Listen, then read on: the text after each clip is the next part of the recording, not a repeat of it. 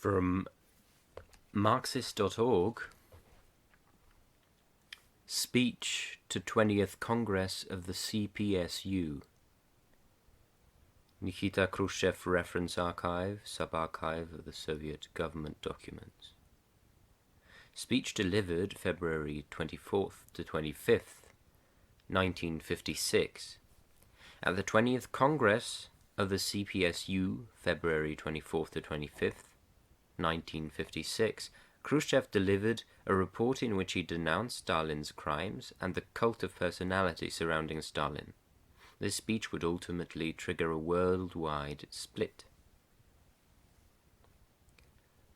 Comrades, in the Party Central Committee's report at the 20th Congress and in a number of speeches by delegates to the Congress, as also formally during plenary CPSU, Central Committee of the Communist Party of the Soviet Union sessions, quite a lot has been said about the cult of the individual and about its harmful consequences.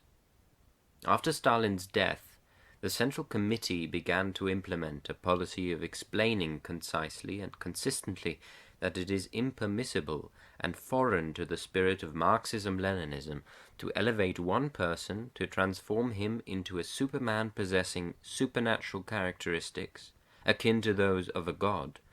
Such a man supposedly knows everything, sees everything, thinks for everyone, can do anything, is infallible in his behavior. Such a belief about a man, and specifically about Stalin, was cultivated among us for many years. The objective of the present report is not a thorough evaluation of Stalin's life and activity. Concerning Stalin's merits, an entirely sufficient number of books, pamphlets, and studies had already been written in his lifetime. The role of Stalin in the preparation and execution of the socialist road in the Civil War and in the fight for the construction of socialism in our country is universally known. Everyone knows it well. At present, we are concerned with a question which has immense importance for the party now and for the future, with how the cult of the person of Stalin has been gradually growing, the cult which became at a certain specific stage the source of a whole series of exceedingly serious and grave perversions of party principles, of party democracy, of revolutionary legality. Because not all as yet realize fully the practical consequences resulting from the cult of the individual, or the great harmful causes of by violation of the principle of collective party direction and by the accumulation of immense and limitless power in the hands of one person. The Central Committee considers it absolutely necessary to make material pertaining to this matter available to the 20th Congress of the Communist Party of the Soviet Union. Allow me first of all to remind you how severely the classics of Marxism-Leninism denounced every manifestation of the cult of the individual. In a letter to the German political worker Wilhelm Bloss, Karl Marx stated, "From my antipathy to any cult of the individual, I never made public during the existence of the First International the numerous addresses from various countries which recognized my merits and which annoyed me. I did not even reply to them, except sometimes to rebuke their authors. Friedrich Engels and I first joined the secret society of communists on the condition that everything making for superstitious worship of authority would be deleted from its statute. Ferdinand Lassalle subsequently did quite the opposite." Some time later, Engels wrote, "Both Marx and I have always been against any public manifestation with regard to individuals, with the exception of cases when it has had an important purpose. We most strongly opposed such manifestations, which during our lifetime concerned us personally. The great modesty of the genius of the revolution, Vladimir Ilyich Lenin, is known. Lenin always stressed the role of the people as the creator of history, the directing and organizational roles of the party as a living and creative organism, and also the role of the Central Committee. Marxism does not negate the role of the leaders of the working class in directing the revolutionary liberation movement. While ascribing great importance to the role of the leaders and organizers of the masses, Lenin at the same time mercilessly stigmatized every manifestation of the cult of the individual, inexorably combated any foreign to Marxism views about a hero and a crowd, and countered all efforts to oppose a hero to the masses and to the people. Lenin taught that the party's strength depends on its indissoluble unity with the masses, on the fact that behind the party follows the people, workers, peasants, and the intelligentsia. Lenin said, "Only he who believes in the people, he who submerges himself in the fountain of the living creativeness of the people, will win and retain power."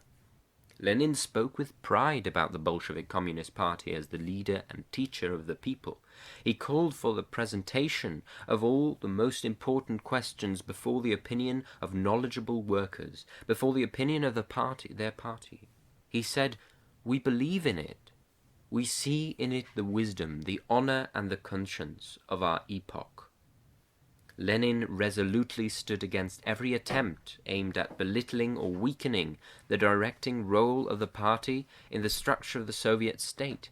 He worked out Bolshevik principles of party direction and norms of party life, stressing that the guiding principle of party leadership is its collegiality.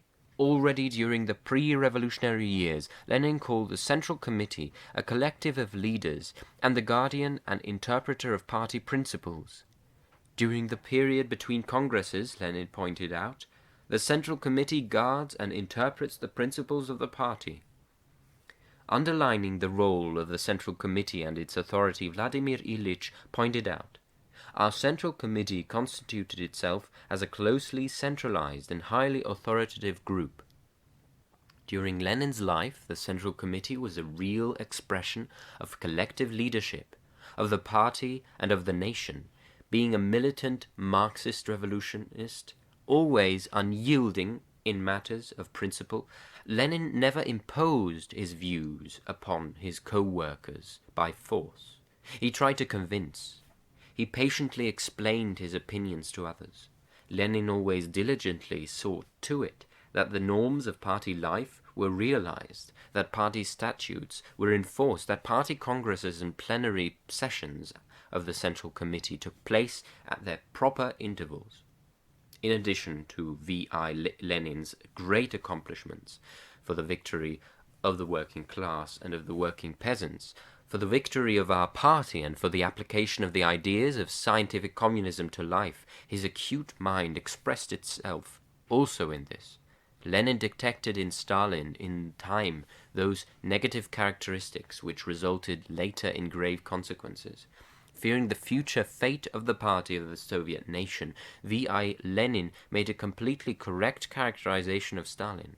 He pointed out that it was necessary to consider transferring Stalin from the position of party general secretary because Stalin was excessively rude, did not have a proper attitude toward his comrades, and was capricious and abused his power. In December 1922, in a letter to the Party Congress, Vladimir Ilyich wrote, "After taking over the position of General Secretary, Comrade Stalin accumulated immeasurable power in his hands, and I am not certain whether he will be always able to use this power with the required care." This letter, a political document of tremendous importance, known in the party's history as Lenin's Testament, was distributed among you delegates to this 20th Party Congress. You have read it and will undoubtedly read it again more than once. You might reflect on Lenin's plain words, in which expression is given to Vladimir Ilyitch's anxiety concerning the party, the people, the state, and the future direction of party policy. Vladimir Ilyich said, "Stalin is excessively rude, and this defect, which can be freely tolerated in our midst and in contacts among us communists, becomes a defect which cannot be tolerated in one holding the position of General Secretary. Because of this, I propose that the comrades consider the method by which Stalin would be removed from this position and by which another man would be selected for it, a man who, above all, would differ from Stalin in only one quality, namely greater tolerance, greater loyalty, greater kindness, and more considerate attitude toward the comrades, a less capricious temper, etc. This document of Lenin's was made known to the delegates of the 13th Party Congress, who discussed the question of transferring Stalin from the position of General Secretary. The delegates declared themselves in favor of retaining Stalin in this post, hoping that he would heed Vladimir Ilyitch's critical remarks and would be able to overcome the defects which caused Lenin serious anxiety. Comrades, the Party Congress should become acquainted with two new documents, which confirm Stalin's characters already outlined by Vladimir Ilyich Lenin in his testament. These documents are a letter from Nadezhda Konstantinovna Krupskaya to Lev Kamenev, who was at that time head of the Politburo, and a personal letter from Vladimir Ilyich Lenin to Stalin. I will now read these documents. Lev Borisovich, because of a short letter which I had written in words dictated to me by Vladimir Ilyich by permission of the doctors, Stalin allowed himself yesterday an unusually rude outburst directed at me. This is not my first day in the party. During all these 30 years, I have never heard one word of rudeness from any comrade. The party's and Ilyitch's business is no less dear to me than to Stalin. I need maximum self-control right now. What one can and what one cannot discuss with Ilyich, I know better than any doctor, because I know what makes him nervous and what does not. In any case, I know it better than Stalin. I am turning to you and to Grigory Zinoviev as much closer, comrades of Vladimir Ilyich. I beg you to protect me from rude interference with my private life and from vile invectives and threats. I have no doubt that the Control Commission's unanimous decision in this matter, with which Stalin sees fit to threaten me, will be. However, I have neither strength nor time to waste on this foolish quarrel, and I am a human being, and my nerves are strained to the utmost. N. Krupskaya. Nadezhda Konstantinovna wrote this letter on December the 23rd, 1922. After 2.5 months, in March 1923, Vladimir Ilyich Lenin sent Lenin the following letter. To Comrade Stalin, copies for Kamenev and Zinoviev. Dear Comrade Stalin, you permitted yourself a rude summons of my wife to the telephone and a rude reprimand of her, despite the fact that she told you that she agreed to forget what was said. Nevertheless, Zinoviev and Kamenev heard about it from her. I have no intention to forget so easily that which is being done against me. I need not stress here that I consider as directed against me that which is being done against my wife. I ask you, therefore, that you weigh carefully whether you are agreeable to retracting your words and apologizing, or whether you prefer the severance of relations between us. Sincerely, Lenin, March the 5th, 1923. Commotion in the hall. Comrades, I will not comment on these documents. They speak eloquently for themselves, since Stalin could behave in this manner during Lenin's life, could thus behave towards Nadezhda Konstantinovna Krupskaya, whom the party knows well and values highly as a loyal friend of Lenin and as an active fighter for the cause of the party since its creation. We can easily imagine how Stalin treated other people. These negative characteristics of his developed steadily and during the last years acquired an absolutely insufferable character. As early events have proven, Lenin's anxiety was justified. In the first period after Lenin's death, Stalin still paid attention to his advice, but later he began to disregard the serious admonitions of Vladimir Ilyich. When we analyze the practice of Stalin in regard to the direction of the party and of the country, when we pause to consider everything which Stalin perpetrated, we must be convinced that Lenin's fears were justified. The negative characteristics of Stalin, which in Lenin's time were only incipient, transformed themselves during the last years into a grave abuse of power by Stalin, which caused untold harm to our party.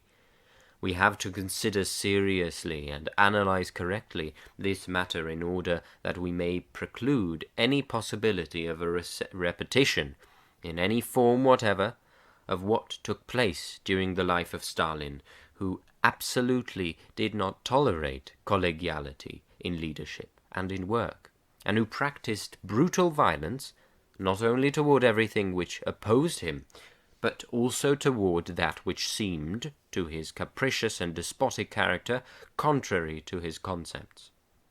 Stalin acted not through persuasion, explanation, and patient cooperation with people, but by imposing his concepts and demanding absolute submission to his opinion.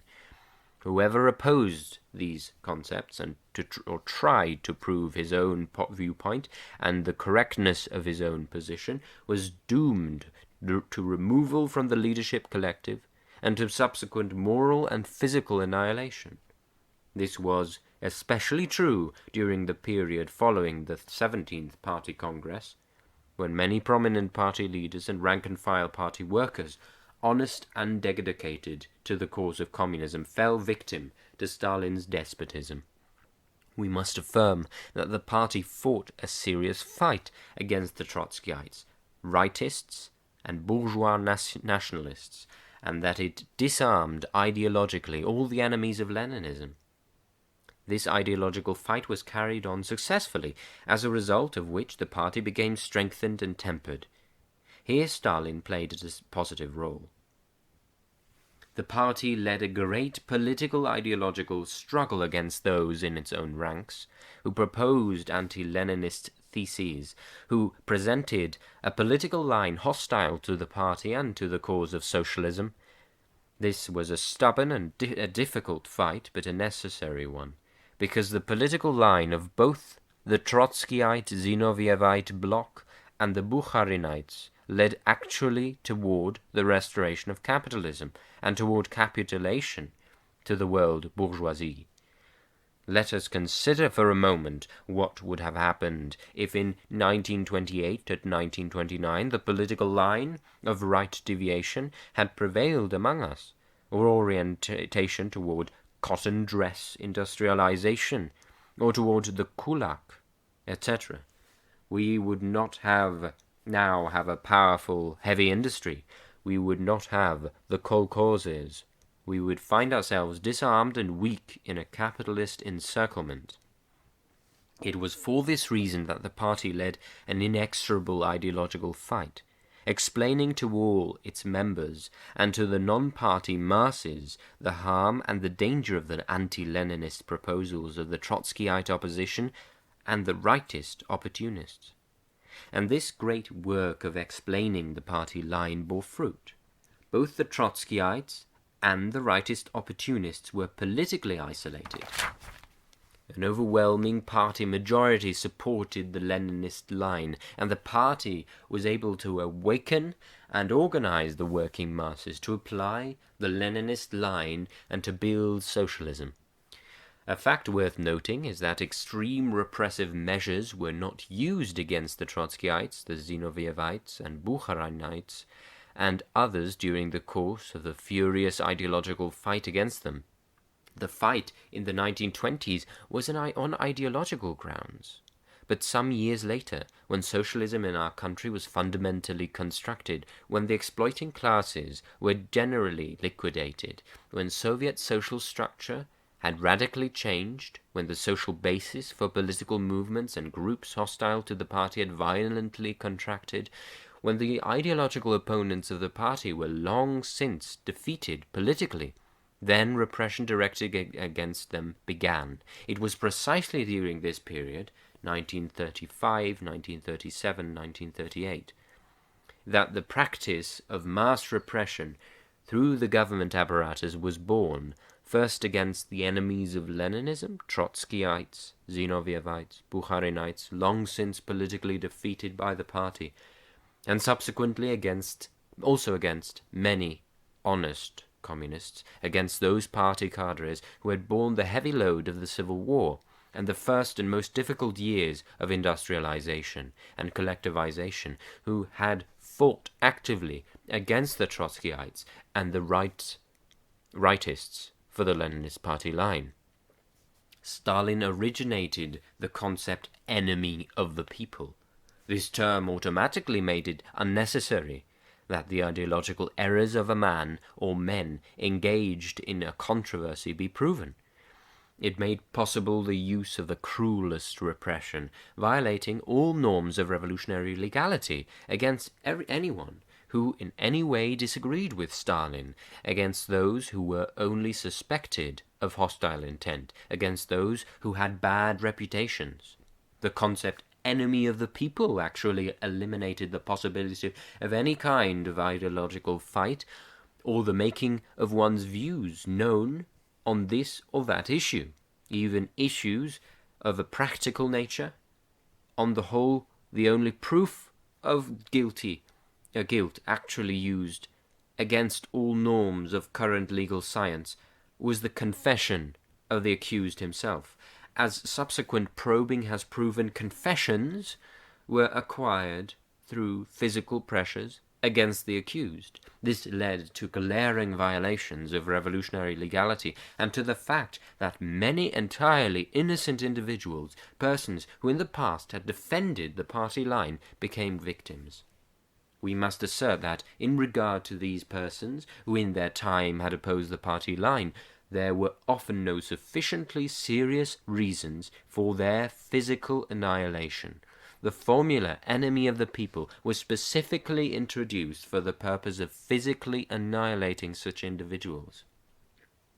It is a fact that many persons who were later annihilated as enemies of the party and people who had worked with Lenin during his life.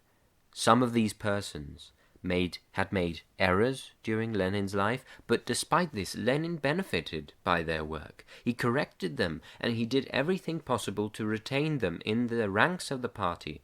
He induced them to follow him. In this connection, the delegates to the party congress should familiarize themselves with an unpublished note by V.I. Lenin, directed to the Central Committee's Politburo in October 1920, outlining the duties of the Party Control Commission. Lenin wrote that the commission should be transformed into a real organ of the party and proletarian conscience. Quote, as a special duty of the Control Commission, there is recommended a deep, individualized relationship with, and sometimes even a type of therapy for, the representatives of the so-called opposition, those who have experienced a psychological crisis because of failure in their Soviet or party career. An effort should be made to quiet them, to explain the matter to them in a way used among comrades to find for them, avoiding the method of issuing orders, a task for which they are psychologically fitted. Advice and rules relating to this matter are to be formulated by the Central Committee's Organizational Bureau, etc. End quote. Everyone knows how irreconcilable Lenin was with the ideological enemies of Marxism, with those who deviated from the correct party line. At the same time, however, Lenin, as is evident from the given document, in his practice of directing the party, demanded the most intimate party contact with people who had shown indecision or temporary non-conformity with the party line, but whom it was possible to return to the party path. Lenin advised that such people should be patiently educated without the application of extreme methods. Lenin's wisdom in dealing with people was evident in his work with cadres. An entirely different relationship with people characterized Stalin. Lenin's traits, patient work with people, stubborn and painstaking education of them, the ability to induce people to follow him without using compulsion, but rather through the ideological influence on them of the whole collective, were entirely foreign to Stalin. He disregarded the Leninist method of convincing and educating. He abandoned the method of ideological struggle for that of administrative violence, mass repression, and terror. He acted on an increasingly larger scale and more stubbornly through punitive organs, at the same time often violating all existing norms of morality and of Soviet laws. Arbitrary behavior by one person encouraged and permitted arbitrariness in others. Mass arrests and deportations of many thousands of people, execution without trial and without normal investigation created conditions of insecurity, fear, and even desperation. This, of course, did not contribute toward unity of the party ranks and of all strata of working people, but, on the contrary, brought about annihilation and the expulsion from the party of workers who were loyal but inconvenient to Stalin. Our party fought for the implementation of Lenin's plans for the construction of socialism. This was an ideological fight. Had Leninist principles been observed during the course of this fight, had the party's devotion to principles been skillfully combined with a keen and solicitous concern for people, had they not been repelled and wasted but rather drawn to our side, we certainly would not have had such a brutal violation of revolutionary legality, and many thousands of people would not have fallen victim to the method of terror. Extraordinary methods would then have been resorted to only against those people who had in fact committed criminal acts against the Soviet system. Let us recall some historical facts. In the days before the October Revolution, two members of the Central Committee of the Bolshevik Party, Kamenev and Zinoviev, declared themselves against Lenin's plan for an armed uprising. In addition, on October the 18th, they published in the Menshevik newspaper Novaya Jizn a statement declaring that the Bolsheviks were making preparations for an uprising and that they considered it adventuristic. Kamenev and Zinoviev thus disclosed to the enemy the decision of the Central Committee to stage the uprising, and that the uprising had been organized to take place within the very near future. This was treason against the party and against the revolution. In this connection, V.I. Lenin wrote, Kamenev and Zinoviev revealed the decision of the Central Committee of their party on the armed uprising to Mikhail Rodzianko and Alexander Kerensky. He put before the Central Committee the question of Zinoviev's and Kamenev's expulsion from the party. However, after the Great Socialist October Revolution, as is known, Zinoviev and Kamenev were given leading positions.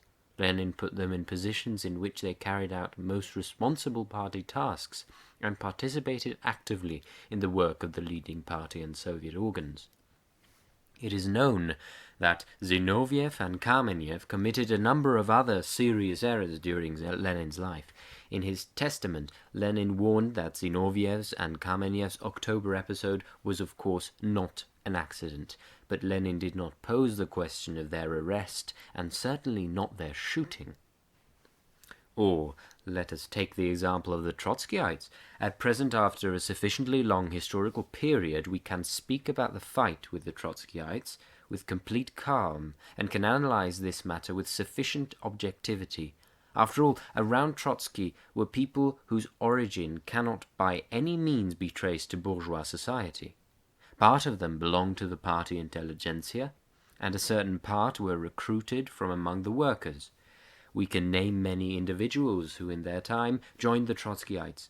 However, these same individuals took an active part in the workers' movement before the revolution. during the socialist October Revolution itself, and also in the consolidation of the victory of this greatest of revolutions. Many of them broke with Trotskyism and returned to Leninist positions. Was it necessary to annihilate such people? We are deeply convinced that, had Lenin lived, such an extreme method would not have been used against any of them. Such are only a few historical facts, but can it be said that Lenin did not decide to use even the most severe means against enemies of the revolution when this was actually necessary? No, no one can say this. Vladimir Ilyich demanded uncompromising dealings with the enemies of the revolution and of the working class, and when necessary resorted ruthlessly to such methods.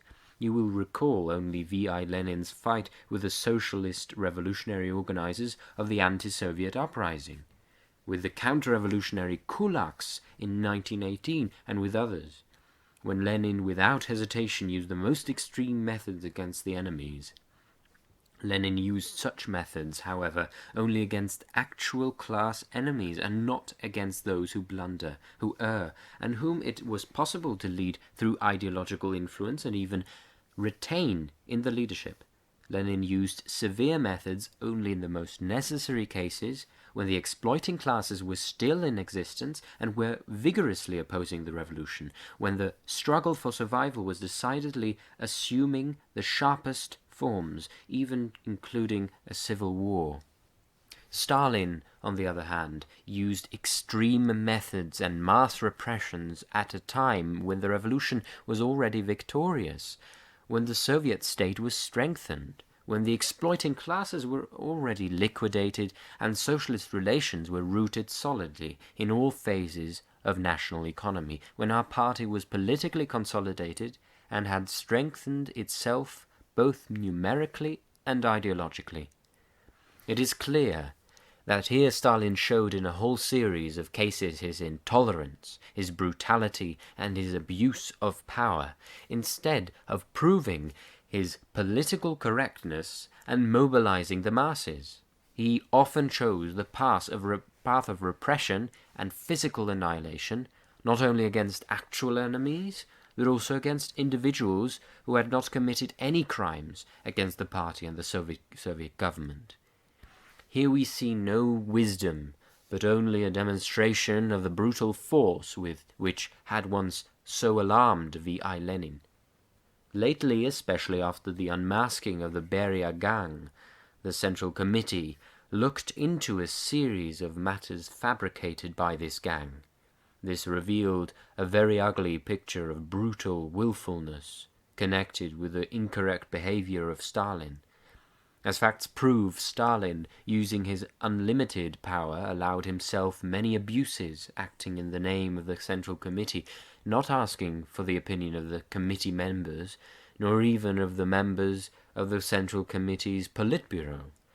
Often he did not inform them about his personal decisions concerning very important party and government matters. Considering the question of the cult of an individual, we must first of all show everyone what harm this caused to the interests of our party. Vladimir Ilyich Lenin had always stressed the party's role and significance in the direction of the socialist government of workers and peasants. He saw in this the chief precondition for a successful building of socialism in our country, pointing to the great responsibility of the Bolshevik Party as ruling party of the Soviet state. Lenin called for the most meticulous observance of all norms of party life. He called for the realization of the principles of collegiality in the direction of the party and the state. Collegiality of leadership flows from the very nature of our party, a party built on the principles of democratic centralism. This means, said Lenin, that all party matters are accomplished by all party members, directly or through representatives, who, without any exceptions, are subject to the same rules. In addition, all administrative members, all directing collegia, all holders of party positions are elective. They must account for their activities and are recallable. It is known that Lenin himself offered an example of the most careful observance of these principles. There was no matter so important that Lenin himself decided it without asking for advice and approval of the majority of the Central Committee members or of the members of the Central Committee's Politburo. In the most difficult period of our party and our country, Lenin considered it necessary regularly to convoke congresses, party conferences, and plenary sessions of the Central Committee, at which all the most important questions were discussed and where resolutions carefully worked out by the collective of leaders were approved. We can recall, for an example, the year 1918, when the country was threatened by the attack of the imperialistic interventionists. In this situation, the Seventh Party Congress was convened in order to discuss a vitally important matter which could not be postponed, the matter of peace. In 1919, while the Civil War was raging, the Eighth Party Congress convened, which adopted a new party program, decided such important matters as the relationship with the peasant masses, the organization of the Red Army, the leading role of the party in the work of the Soviets, the correction of the social composition of the party, and other matters. In 1920, the Ninth Party Congress was convened, which laid down guiding principles pertaining to the party's work in the sphere of economic construction. In 1921, the 10th Party Congress accepted Lenin's new economic policy and the historic resolution called On Party Unity. During Lenin's life, party congresses were convened regularly, always when a radical term in the development of the party and the country took place. Lenin considered it absolutely necessary that the party discuss at length all the basic matters pertaining to internal and foreign policy and to questions bearing on the development of party and government. It is very characteristic that Lenin addressed to the Party Congress, as the highest party organ, his last articles, letters and remarks. During the period between congresses, the Central Committee of the party, acting as the most authoritative leading collective, meticulously observed the principles of the party and carried out its policy. So it was during Lenin's life. Were our party's wholly Leninist principles observed after the death of Vladimir Ilyich? Whereas, during the first few years of Lenin's death, party congresses and Central Committee plenums took place more or less regularly. Later, when Stalin began increasingly to abuse his power, these principles were brutally violated. This was especially evident during the last 15 years of his life. Was it a normal situation when over 13 years elapsed between the 18th and 19th Party Congresses, years during which our party and our country had experienced so many important events? These events demanded categorically that the party should have passed resolutions pertaining the country's defense during the Great Patriotic War and to peacetime construction after the war. Even after the end of the war, a Congress was not convened for over 7 years. Central Committee plenums were hardly ever called. It should be sufficient to mention that during all the years of the Patriotic War, not a single Central Committee plenum took place. It is true that committee members from the whole country were called to Moscow.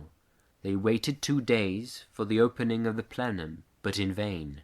Stalin did not even want to meet and talk to the Central Committee members.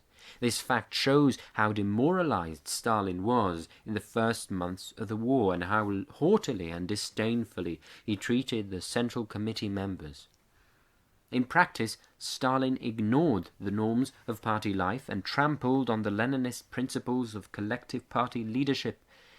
Stalin's willfulness vis-à-vis the party and its Central Committee became fully evident after the 17th Party Congress, which took place in 1934.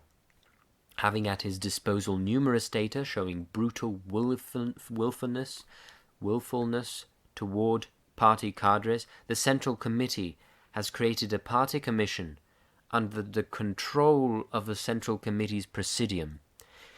It has been charged with investigating what made possible mass repressions against the majority of the Central Committee members and candidates elected at the 17th Congress of the All-Union Communist Party Bolsheviks. The Commission has become acquainted with a large quantity of materials in the NKVD archives and with other documents. It has established many facts pertaining to the fabrication of cases against communists, to false accusations, and to glaring abuses of socialist legality, which resulted in the death of innocent people. It became apparent that many party, Soviet, and economic activists who in 1937 to 1938 were branded enemies were actually never enemies, spies, wreckers, etc., but were always honest communists. They were merely stigmatized as enemies, often no longer able to bear barbaric tortures. They charged themselves, at the order of the investigative judges' falsifiers, with all kinds of grave and unlikely crimes. The Commission has presented to the Central Committee's Presidium lengthy and documented materials pertaining to mass repressions against the delegates of the 17th Party Congress and against members of the Central Committee elected at that Congress. These materials have been studied by the Presidium. It was determined that of the 139 members and candidates of the Central Committee who were elected at the 17th Congress, 98 persons, i.e. 70%, were arrested and shot, mostly in 1937 to 1938. Indignation in the hall. What was the composition of the delegates to the 17th Congress? It is known that 80% of the voting participants of the 17th Congress joined the party during the years of conspiracy before the Revolution and during the Civil War, i.e. meaning before 1921. By social origin, the basic mass of the delegates to the Congress were workers, 60% of the voting members. For this reason, it is inconceivable that a Congress so composed could have elected a Central Committee in which a majority of the members would prove to be enemies of the party. The only reasons why 70% of the Central Committee members and candidates elected at the 17th Congress were branded as enemies of the party and of the people were because honest communists were slandered, accusations against them were fabricated, and the revolutionary legality was gravely undermined. The same fate met not only Central Committee members but also the majority of the delegates to the 17th Party Congress. Of 1,966 delegates with either voting or advisory rights, 1,108 persons were arrested on charges of anti-revolutionary crimes, i.e. decidedly more than a majority. This very fact shows how absurd, wild, and contrary to common sense were the charges of counter-revolutionary crimes made out, as we now see, against the majority of participants at the 17th Party Congress. Indignation in the hall.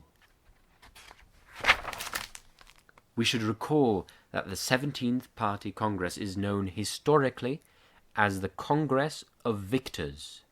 Delegates to the Congress were active participants in the building of our socialist state.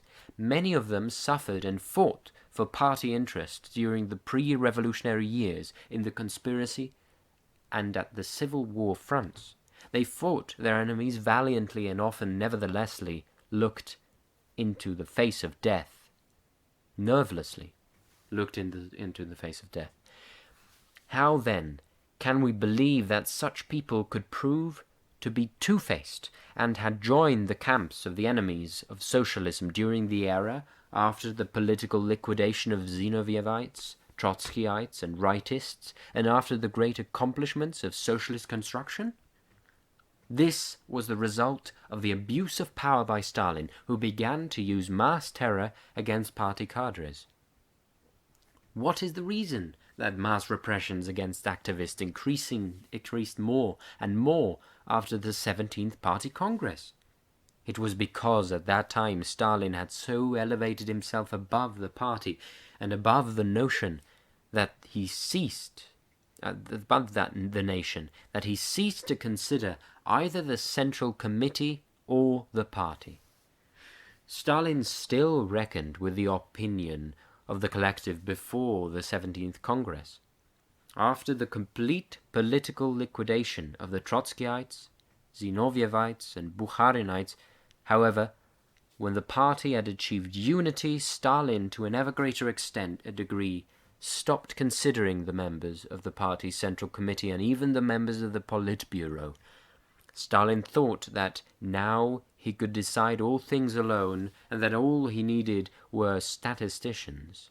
He treated all others in such a way that they could only listen to him and praise him.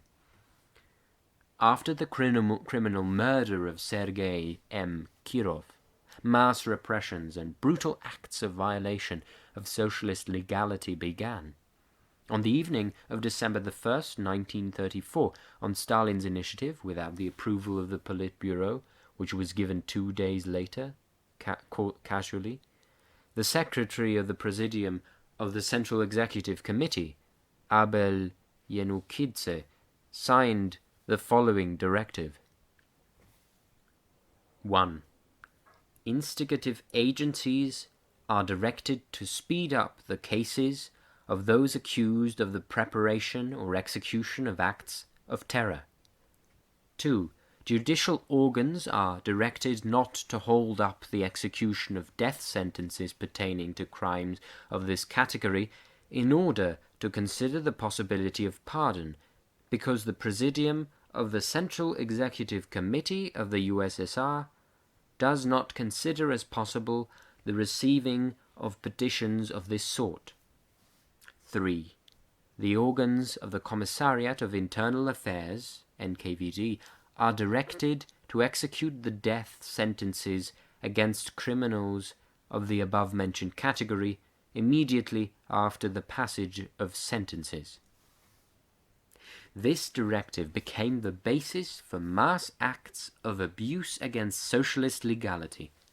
During many of the fabricated court cases, the accused were charged with the preparation of terroristic acts. This deprived them of any possibility that their cases might be re-examined, even when they stated before the court that their confessions were secured by force, and when, in a convincing manner, they disproved the accusations against them.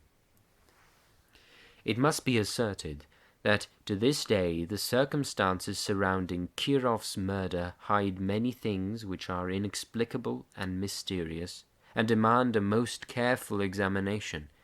There are reasons for the suspicion that the killer of Kirov, Leonid Nikolaev, was assisted by someone from among the people whose duty it was to protect the person of Kirov. A month and a half before the killing, Nikolaev was arrested on the grounds of suspicious behavior, but he was released and not even searched. It is an unusually suspicious circumstance that when the Chekist assigned to protect Kirov was being brought for an interrogation on December 2nd, 1934, he was killed in a car accident in which no other occupants of the car were harmed. After the murder of Kirov, top functionaries of the Leningrad NKVD were given very light sentences, but in 1937 they were shot. We can assume that they were shot in order to cover up the traces of the organizers of Kirov's killing. Movement in the hall. Mass repressions grew tremendously from the end of 1936 after a telegram from Stalin and Andrei Zhdanov. dated from Sochi on September the 25th, 1936, was addressed to Lazar Kaganovich, Vyacheslav Molotov, and other members of the Politburo. The content of the telegram was as follows. We deem it absolutely necessary and urgent that Comrade Nikolai Yezhov be nominated to the post of People's Commissar for Internal Affairs. Genrik Yagoda definitely has proven himself incapable of unmasking the Trotskyite Zinovyevite bloc. The OGPU is 4 years behind in this matter. This is noted by all party workers and by the majority of the representatives of the NKVD. Strictly speaking, we should stress that Stalin did not meet with and therefore could not know the opinion of party workers. This Stalinist formula that the NKVD is 4 years behind is applying mass repression, and that there is a necessity for catching up with the neglected work directly pushed the NKVD workers on the path of mass arrests and executions. We should state that this formulation was also forced on the February-March plenary session of the Central Committee of the All-Union Communist Party Bolsheviks in 1937. The plenary resolution approved it on the basis of Yezhov's report, Lessons Following from the Harmful Activity, Diversion and Espionage of the Japanese-German Trotskyite Agents, stating, quote, the plenum of the Central Committee of the All-Union Communist Party Bolsheviks considers that all facts revealed during the investigation into the matters of an anti-Soviet Trotskyite center and of its followers in the provinces show that the People's Commissariat of Internal Affairs has fallen behind at least 4 years in the attempt to unmask these most inexorable enemies of the people. End quote. The mass repressions at this time were made under the slogan of a fight against the Trotskyites. Did the Trotskyites at this time actually constitute such a danger to our party and to the Soviet state?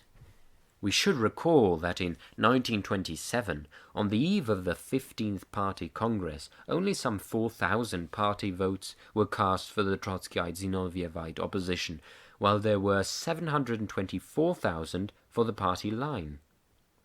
During the 10 years which passed between the 15th Party Congress and the February-March Central Committee plenum, Trotskyism was completely disarmed. Many former Trotskyites changed their former views and worked in the various sectors building socialism. It is clear that the situation of socialist victory there was no basis for mass terror in the country.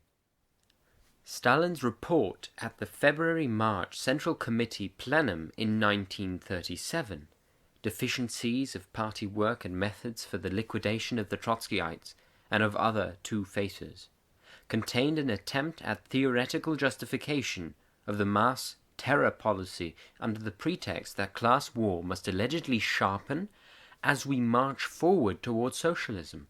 Stalin asserted that both history and Lenin taught him this. Actually, Lenin taught that the application of revolutionary violence is necessitated by the resistance of the exploiting classes, and this referred to the era when the exploiting classes existed and were powerful. As soon as the nation's political situation had improved, when in January 1920 the Red Army took Rostov, and thus won a most important victory over General A.I. Denikin, Lenin instructed Felix Dzerzhinsky to stop mass terror and to abolish the death penalty. Lenin justified this important political move of the Soviet state in the following manner. In his report at the session of the All-Union Central Executive Committee on February 2nd, 1920, quote, we were forced to use terror because of the terror practiced by the Entente, when strong world powers threw their hordes against us, not avoiding any type of conduct. We would not have lasted 2 days had we not answered these attempts of officers and white guards in a merciless fashion. This meant the use of terror, but this was forced upon us by the terrorist methods of the Entente. But as soon as we attained a decisive victory, Even before the end of the war, immediately after taking Rostov, we gave up the use of the death penalty, and thus proved that we indeed intend to execute our own program in the manner that we promised. We say that the application of violence flows out of the decision to smother the exploiters, the big landowners and the capitalists. As soon as this was accomplished, we gave up the use of all extraordinary methods. We have proved this in practice. Stalin deviated from these clear and plain precepts of Lenin. Stalin put the party and the NKVD up to the use of mass terror when the exploiting classes had been liquidated in our country, and when there were no serious reasons for the use of extraordinary mass terror. This terror was actually directed not at the remnant of the defeated exploiting classes, but against the honest workers of the party and of the Soviet state. Against them were made lying, slanderous, and absurd accusations concerning two-facedness, espionage, sabotage, preparation of fictitious plots, etc. At the February-March Central Committee plenum in 1937, many members actually questioned the rightness of the established course regarding mass repressions under the pretext of combating two-facedness. Comrade Pavel Postyshev most ably expressed these doubts. He said, quote, "I have philosophized that the severe years of fighting have passed. Party members who have lost their backbones have broken down or have joined the camp of the enemy. Healthy elements have fought for the party. These were the years of industrialization and collectivization.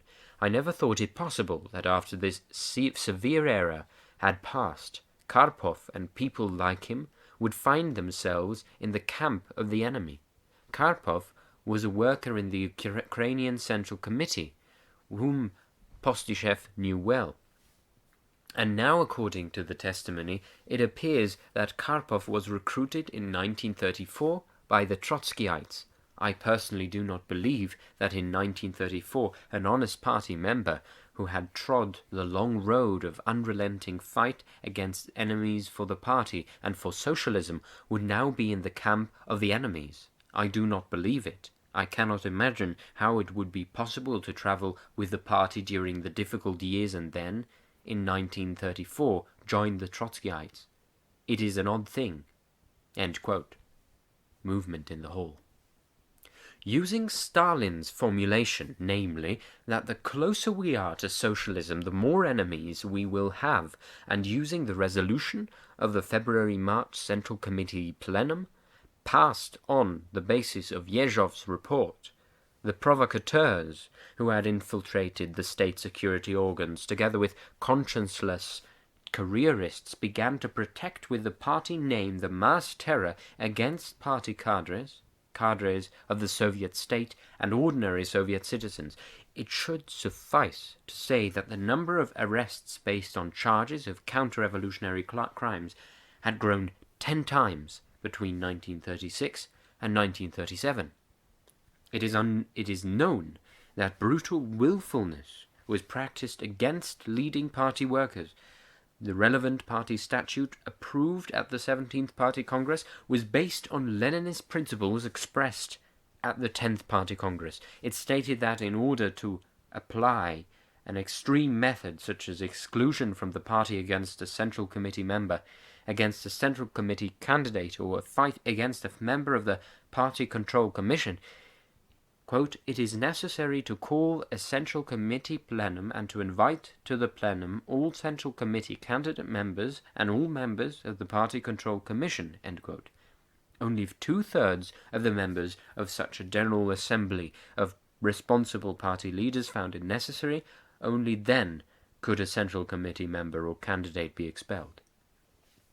The majority of those Central Committee's members and candidates who were elected at the 17th Congress and arrested in 1937 and to 1938 were expelled from the party illegally through brutal abuse of the party statute, because the question of their expulsion was never studied at the Central Committee plenum. Now, When the cases of some of these so-called spies and saboteurs were examined, it found that all their cases were fabricated, that the confessions of guilt of many of those arrested and charged with enemy activity were gained with the help of cruel and inhuman tortures. At the same time, Stalin, as we have been informed by members of the Politburo at that time, did not show them to the statements of many accused political activists when they retracted their confessions before the military tribunal and asked for an objective examination of their cases. There were many such declarations, and Stalin doubtless knew of them. The Central Committee considers it absolutely necessary to inform the Congress of many such fabricated cases against the members of the party's Central Committee elected at the 17th Party Congress. An example of vile provocation, of odious falsification, and of criminal violation of revolutionary legality is the case of the former candidate for the Central Committee Politburo, one of the most eminent workers of the party and of the Soviet government, Comrade Robert Eike, who has been a party member since 1905. Commotion in the hall. Comrade Eike was arrested on April the 29th, 1938, on the basis of slanderous materials without the sanction of the state prosecutor of the USSR. This was finally received 15 months after the arrest. The investigation of Eike's case was made in a manner which most brutally violated Soviet legality and was accompanied by willfulness and falsification. Under torture, Eike was forced to sign a protocol of his confession prepared in advance by the investigative judges. In it, he and several other eminent party workers were accused of anti-Soviet activity. On October the 1st, 1939, Eike sent his declaration to Stalin in which he categorically denied his guilt and asked for an examination of his case. In the declaration he wrote, quote, "There is no more bitter misery than to sit in the jail of a government for which I have always fought." End quote. A second delegation of Eike has been preserved, which he sent to Stalin on October the 27th, 1939. In it, Eike cited facts very convincingly and countered the slanderous accusations made against him, arguing that this provocatory accusation was on one hand the work of real Trotskyites, whose arrests he had sanctioned as first secretary of the West Siberian Regional Party Committee, and who conspired in order to take revenge on him, and, on the other hand, the result of the base falsification of materials by the investigative judges. Eike wrote in his declaration, quote, "On October 25th of this year, I was informed that the investigation in my case has been concluded and I was given access to the materials of this investigation. Had I been guilty of only 1/100th of the crimes with which I am charged, I would not have dared to send you this pre-execution declaration. However, I have not been guilty of even one of the things with which I am charged, and my heart is clean of even the shadow of baseness.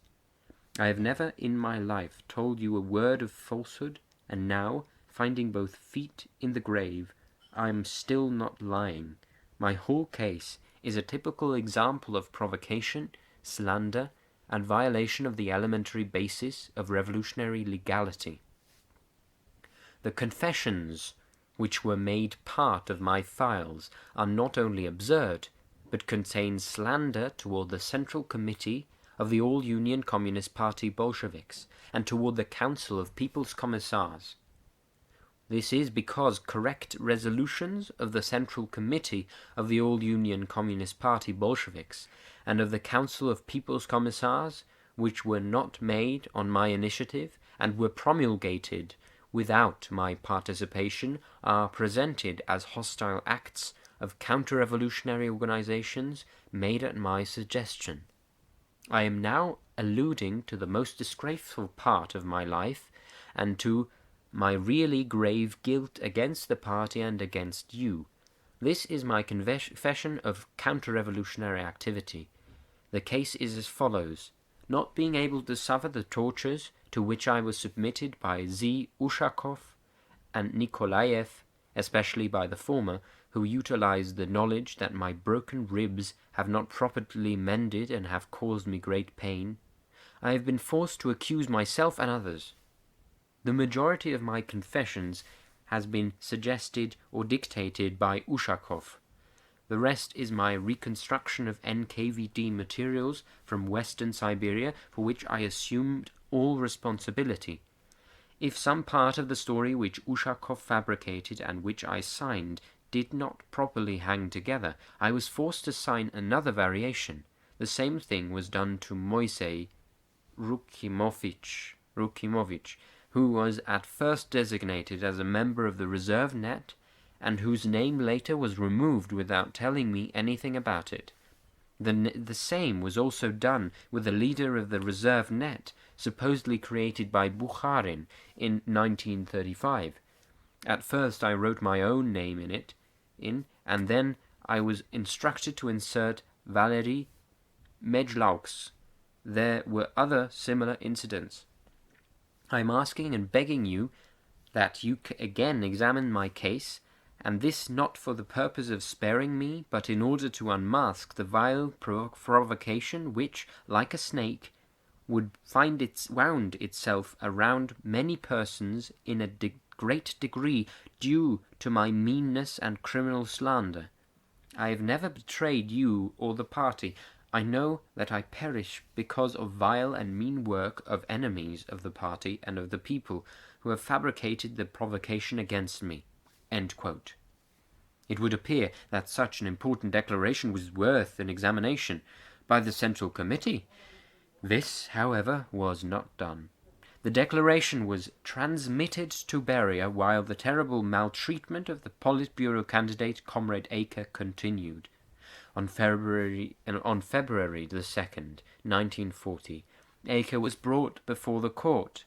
Here he did not confess any guilt and said as follows: "In all the so-called confessions of mine, there is not one letter written by me, with the exception of my signatures under the protocols, which were forced from me. I have made my confession under pressure from the investigative judge, who from the time of my arrest tormented me. After that I began to write all this nonsense. The most important thing for me is to tell the court, the party, and Stalin that I am not guilty. I have never been guilty of any conspiracy. I will die believing in the truth of party policy as I have believed in it during my whole life." End quote. On February the 4th, Aker was shot. Indignation in the hall. It has been definitely established now that Aker's case was fabricated. He has been rehabilitated posthumously. Comrade Jan Rudzutak, a candidate member of the Politburo, a member of the party since 1905, who spent 10 years in a Tsarist hard labor camp, completely retracted in court the confession forced from him. The protocol of the sessions of the colloquium of the Supreme Military Court contains the following statement by Rudzutak.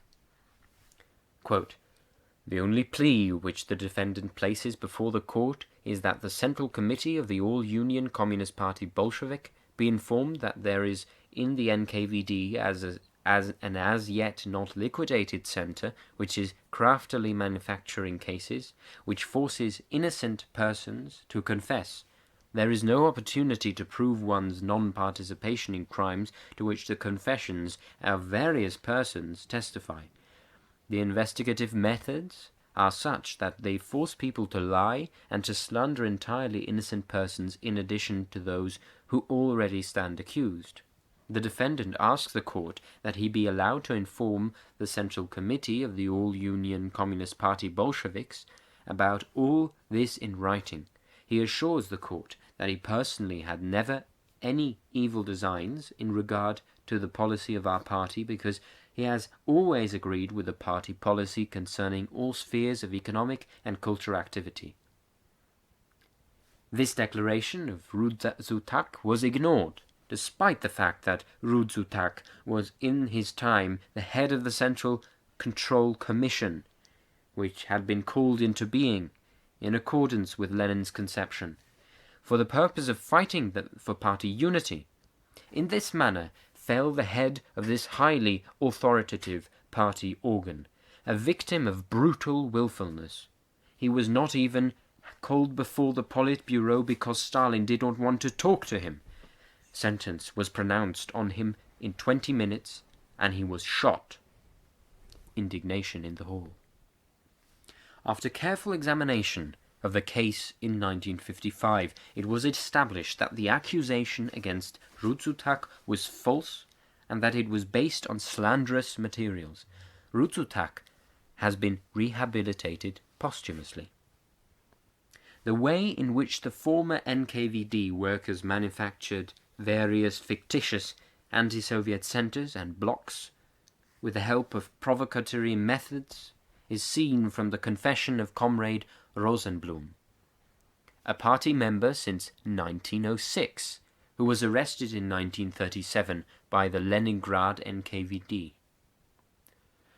During the examination in 1955 of the Komarov case, Rosenblum revealed the following fact. When Rosenblum was arrested in 1937, he was subjected to terrible torture, during which he was ordered to confess false information concerning himself and other persons.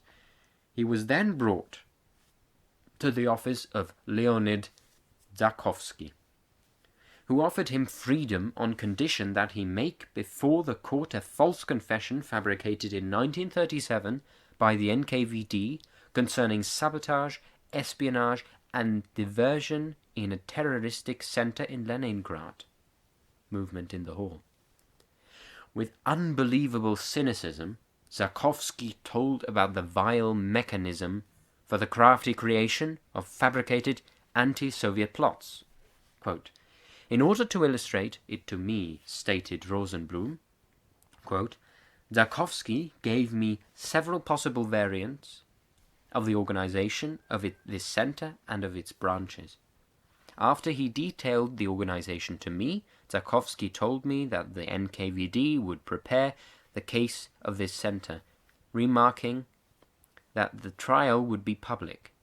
Before the court were to be brought 4 or 5 members of this center: Mikhail Chudov, Fyodor Ugarov, Pyotr, Smorodin, Boris Pozern, Chudov's wife, Lyudmila Shaposhnikova, and others, together with 2 or 3 members from the branches of this center.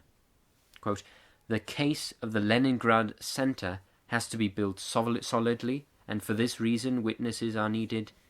Social origin, of course, in the past, of the party standing of the witness will play more than a small role. You yourself," said Zakhovsky, "will not need to invent anything. The NKVD will prepare for you a ready outline for every branch of the center.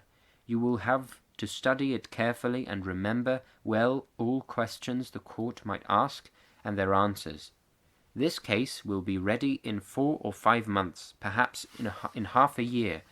During all this time, you will be preparing yourself so that you will not compromise the investigation and yourself.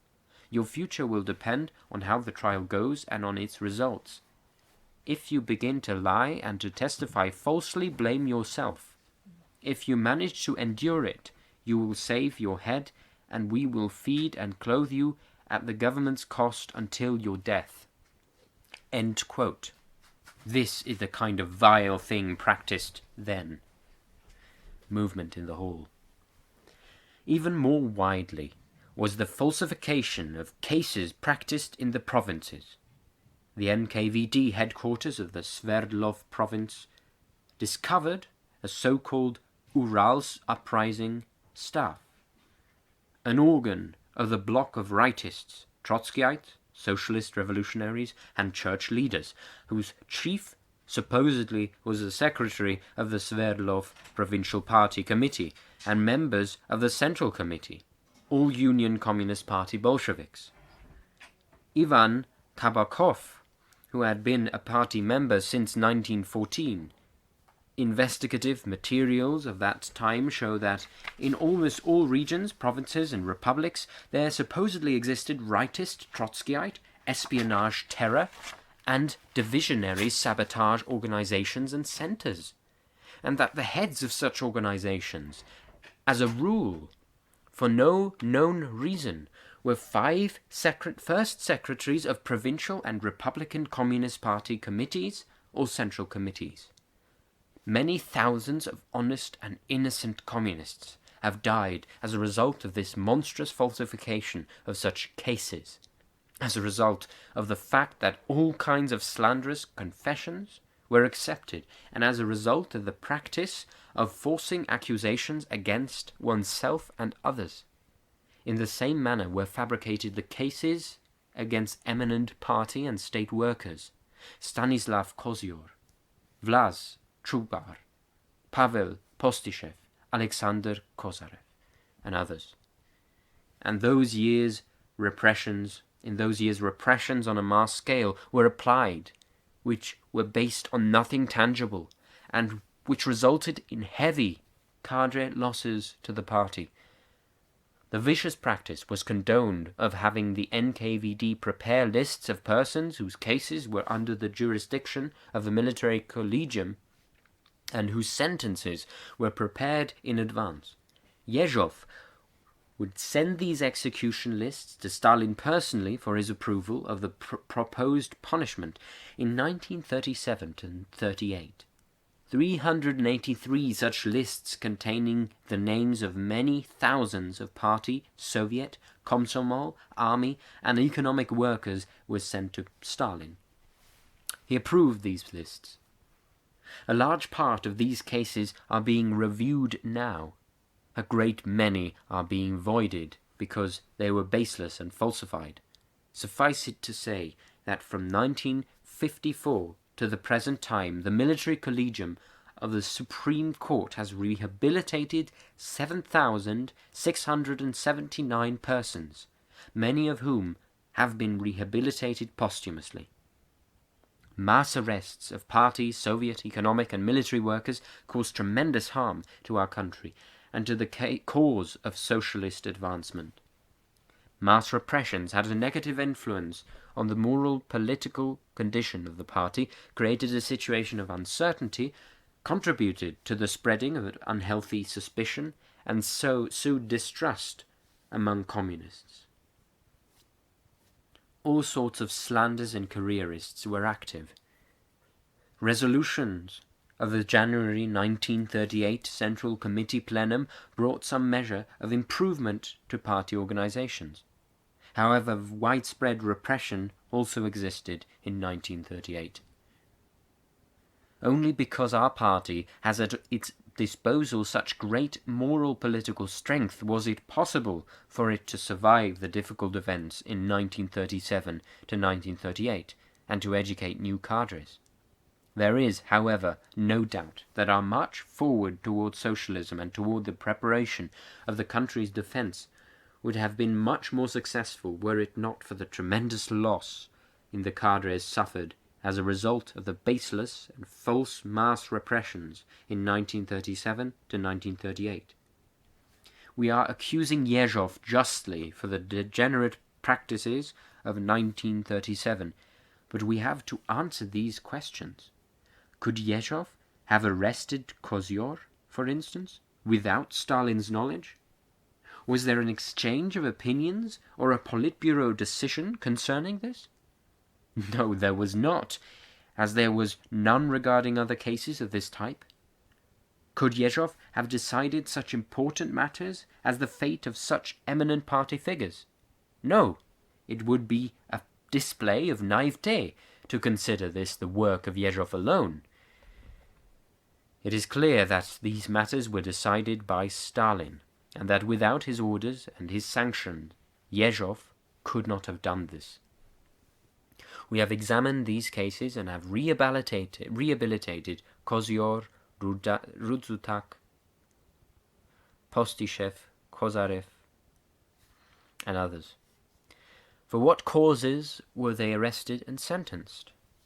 Our review of evidence shows that there was no reason for this. They, like many others, were arrested without prosecutorial knowledge. In such a situation, there is no need for any sanction. For what sort of a sanction could there be when Stalin decided everything? He was the chief prosecutor in these cases. Stalin not only agreed to arrest orders, but issued them on his own initiative. We must say this so that the delegates to the Congress can clearly undertake and themselves assess this and draw the proper conclusions. Facts prove that many abuses were made on Stalin's orders without reckoning with any norms of party and Soviet legality. Stalin was a very distrustful man, sickly suspicious. We know this from our work with him. He could look at a man and say, quote, "Why are your eyes so shifty today?" Or, "Why are you turning so much today and avoiding to look me directly in the eyes?" The sickly suspicion created in him a general distrust even toward eminent party workers whom he had known for years. Everywhere and in everything he saw enemies, two-facers, and spies. Possessing unlimited power, he indulged in great willfulness and stifled people morally as well as physically. A situation was created where one could not express one's own volition. When Stalin said that one or another should be arrested, it was necessary to accept on faith that he was an enemy of the people. Meanwhile, Beria's gang, which ran the organs of state security, outdid itself in proving the guilt of the arrested and the truth of materials which it falsified. And what proofs were offered? The confessions of the arrested, and the investigative judges accepted these confessions. And how is it possible that a person confesses to crimes which he has not committed? Only in one way, because of the application of physical methods of pressuring him, tortures, bringing him to a state of unconsciousness, deprivation of his judgment, taking away of his human dignity. In this manner were confessions acquired. The wave of mass arrests began to recede in 1939, when the leaders of territorial party organizations began to accuse NKVD workers of using methods of physical pressure on the arrested. Stalin dispatched a coded telegram on January the 20th, 1939, to the committee secretaries of provinces and regions, to the central committees of Republican Communist parties, to the Republican People's Commissars of Internal Affairs, and to the heads of NKVD organizations. This telegram stated, quote, "The Central Committee of the All-Union Communist Party Bolsheviks explains that the application of methods of physical pressure in NKVD practice is permissible from 1937 on in accordance with permission of the Central Committee of the All-Union Communist Party Bolsheviks. It is known that all bourgeois intelligence services use methods of physical influence against representatives of the socialist proletariat, and that they use them in their most scandalous forms.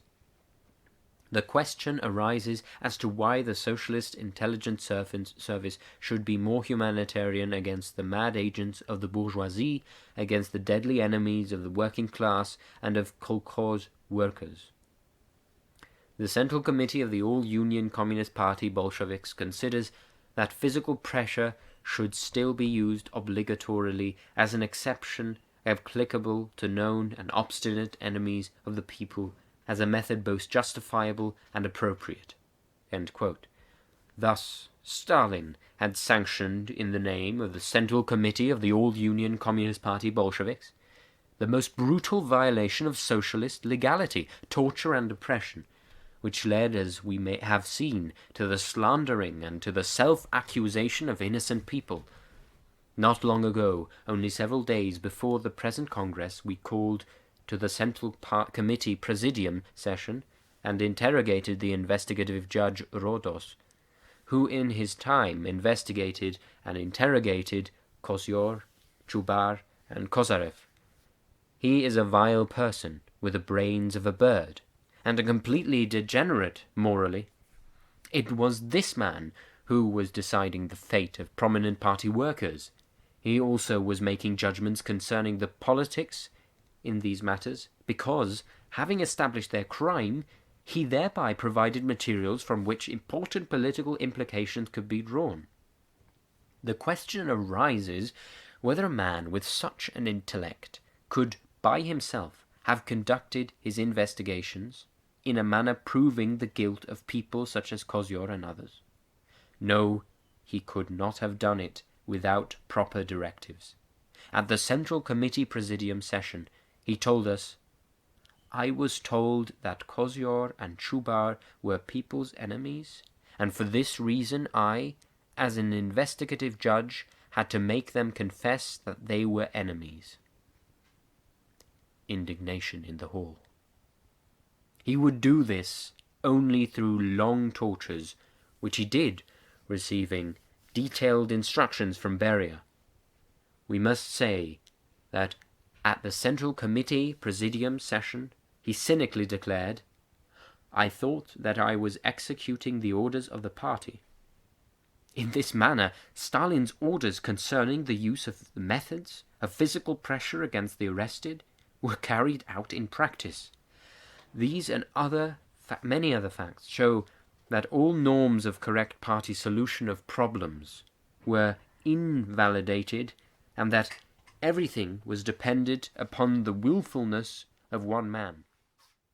The power accumulated in the hands of one person, Stalin, led to serious consequences during the Great Patriotic War.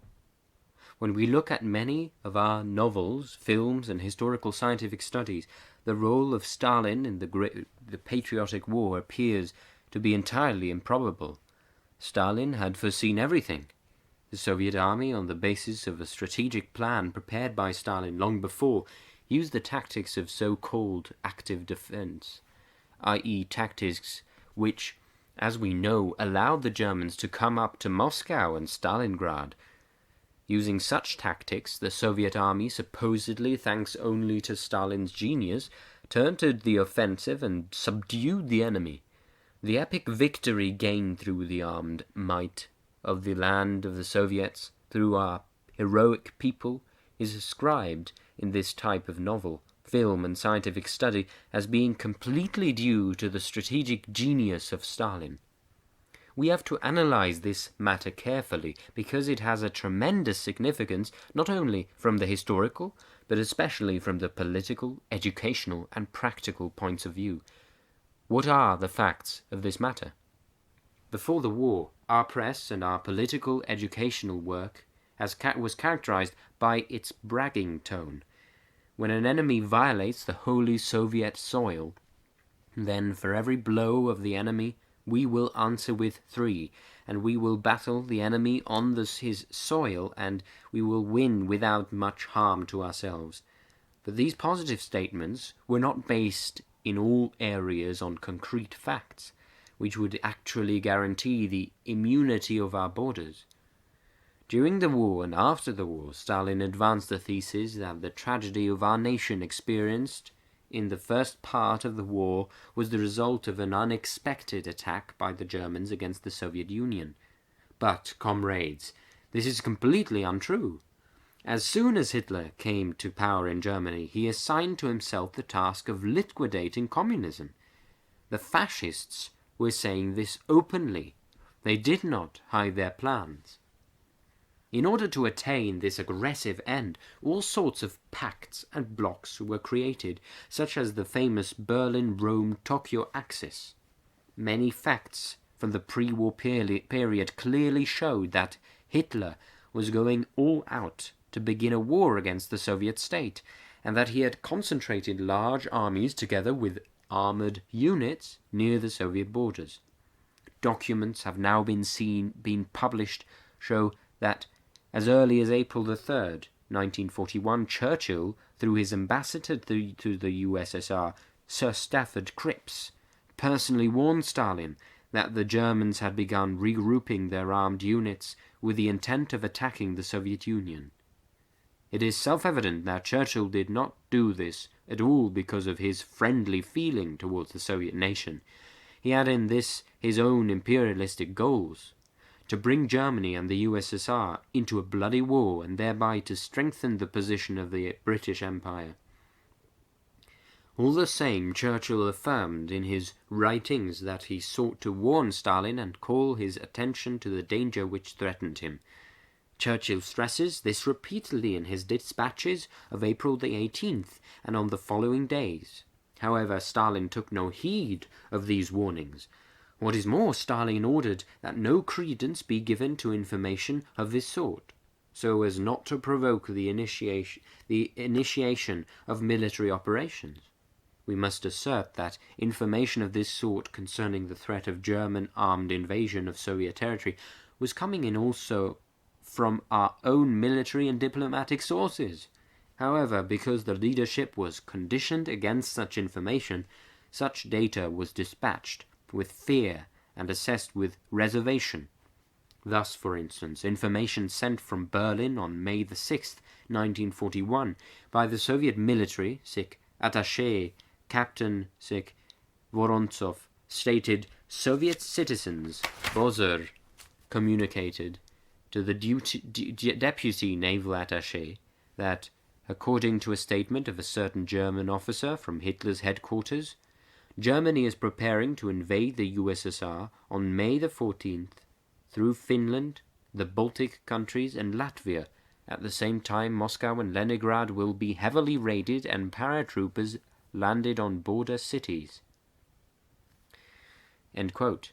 In this report, his report of May the 22nd, 1941, the deputy military attaché in Berlin, Klopov, communicated that the attack of the German army is reportedly scheduled for June the 15th, but it is possible that it may begin in the first days of June.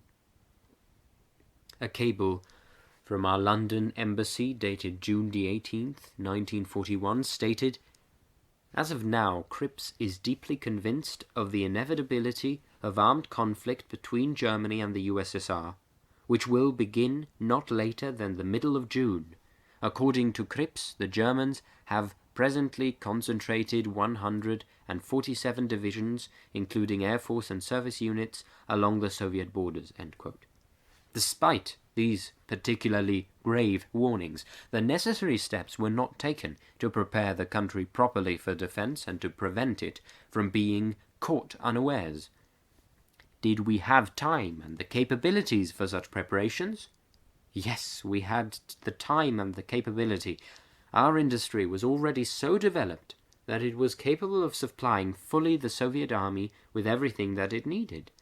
This is proven by the fact that, although during the war we lost almost half of our industry and important industrial and food production areas as the result of enemy occupation of the Ukraine, Northern Caucasus, and other western parts of the country, the Soviet nation was still able to organize the production of military equipment in the eastern parts of the country, to install their equipment taken from the western industrial areas, and to supply our armed forces with everything necessary to destroy the enemy. Had our industry been mobilized properly and in time to supply the army with the necessary materiel, our wartime losses would have been decidedly smaller. However, such mobilization had not been started in time, and already in the first days of the war it became evident that our army was badly armed. We did not have enough artillery, tanks and planes to throw the enemy back. Soviet science and technology produced excellent models of tanks and artillery pieces before the war, but mass production of all this was not organized. As a matter of fact, we started to modernize our military equipment only on the eve of the war. As a result, when the enemy invaded Soviet territory, we did not have sufficient quantities either of old machinery, which was no longer used for armament production, or of new machinery, which we had planned to introduce into armament production.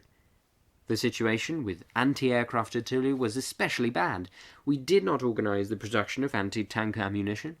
Many fortified regions proved to be indefensible as soon as they were attacked, because their old arms had been withdrawn and new ones were not yet available there.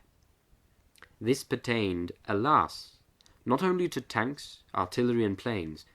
At the outbreak of the war, we did not even have sufficient numbers of rifles to arm the mobilized manpower.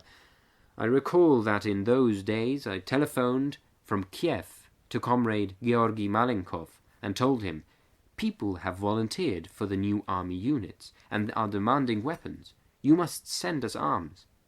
Malenkov answered me, "We cannot send you arms. We are sending all our rifles to Leningrad, and you have to arm yourselves." Movement in the hall. Such was the armament situation. In this connection, we cannot forget, for instance, the following fact. Shortly before the invasion of the Soviet Union by Hitler's army, Colonel General M.P. Kirponos, who was chief of the Kiev Special Military District, he was later killed at the front, wrote to Stalin that German armies were at the Bug River, were preparing for an attack, and in the very near future would probably start their offensive. In this connection, Kirponos proposed that a strong defense be organized, that 300,000 people be evacuated from the border areas, and that several strong points be organized there, anti-tank ditches, trenches for the soldiers, etc. Moscow answered this proposition with the assertion that this would be a provocation, that no preparatory defensive work should be undertaken at the borders, and that the Germans were not to be given any pretext for the initiation of military action against us. Thus our borders were insufficiently prepared to repel the enemy. When the fascist armies had actually invaded Soviet territory and military operations began, Moscow issued an order that German fire was not to be returned. Why? It was because Stalin, despite the self-evident facts, thought that the war had not yet started, that this was only a provocative action on the part of several undisciplined sections of the German army, and that our reaction might serve as a reason for the Germans to begin the war. The following fact is also known. On the eve of the invasion of Soviet territory by Hitler's army, a certain German citizen crossed our border and stated that German armies had received orders to start their offensive against the Soviet Union on the night of June the 22nd at 3 o'clock. Stalin was informed about this immediately, but even this warning was ignored. As you see, everything was ignored. Warnings of certain army commanders, declarations of deserters from the enemy army, and even the open hostility of the enemy. Is this an example of the alertness of the chief of the party and of the state at this particularly significant historical moment? And what were the results of this carefree attitude with this disregard of clear facts? The result was that already in the first hours and days the enemy had destroyed in our border regions a large part of our air force, our artillery, and other military equipment. Stalin annihilated large numbers of our military cadres and disorganized our military leadership. Consequently, we could not prevent the enemy from marching deep into the country. Very grievous consequences, especially with regard to the beginning of the war, followed Stalin's annihilation of many military commanders and political workers during 1937 through to 1941. Because of his suspiciousness and through slanderous accusations. During these years, repressions were instituted against certain parts of our military cadres, beginning literally at the company and battalion commander levels and extending to higher military centers. During this time, the cadre of leaders who had gained military expertise in Spain and in the Far East was almost completely liquidated. The policy of large-scale repression against military cadres led also to undermined military discipline, because for several years officers of all ranks and even soldiers in party and Komsomol cells were taught to unmask their superiors as hidden enemies. Movement in the hall.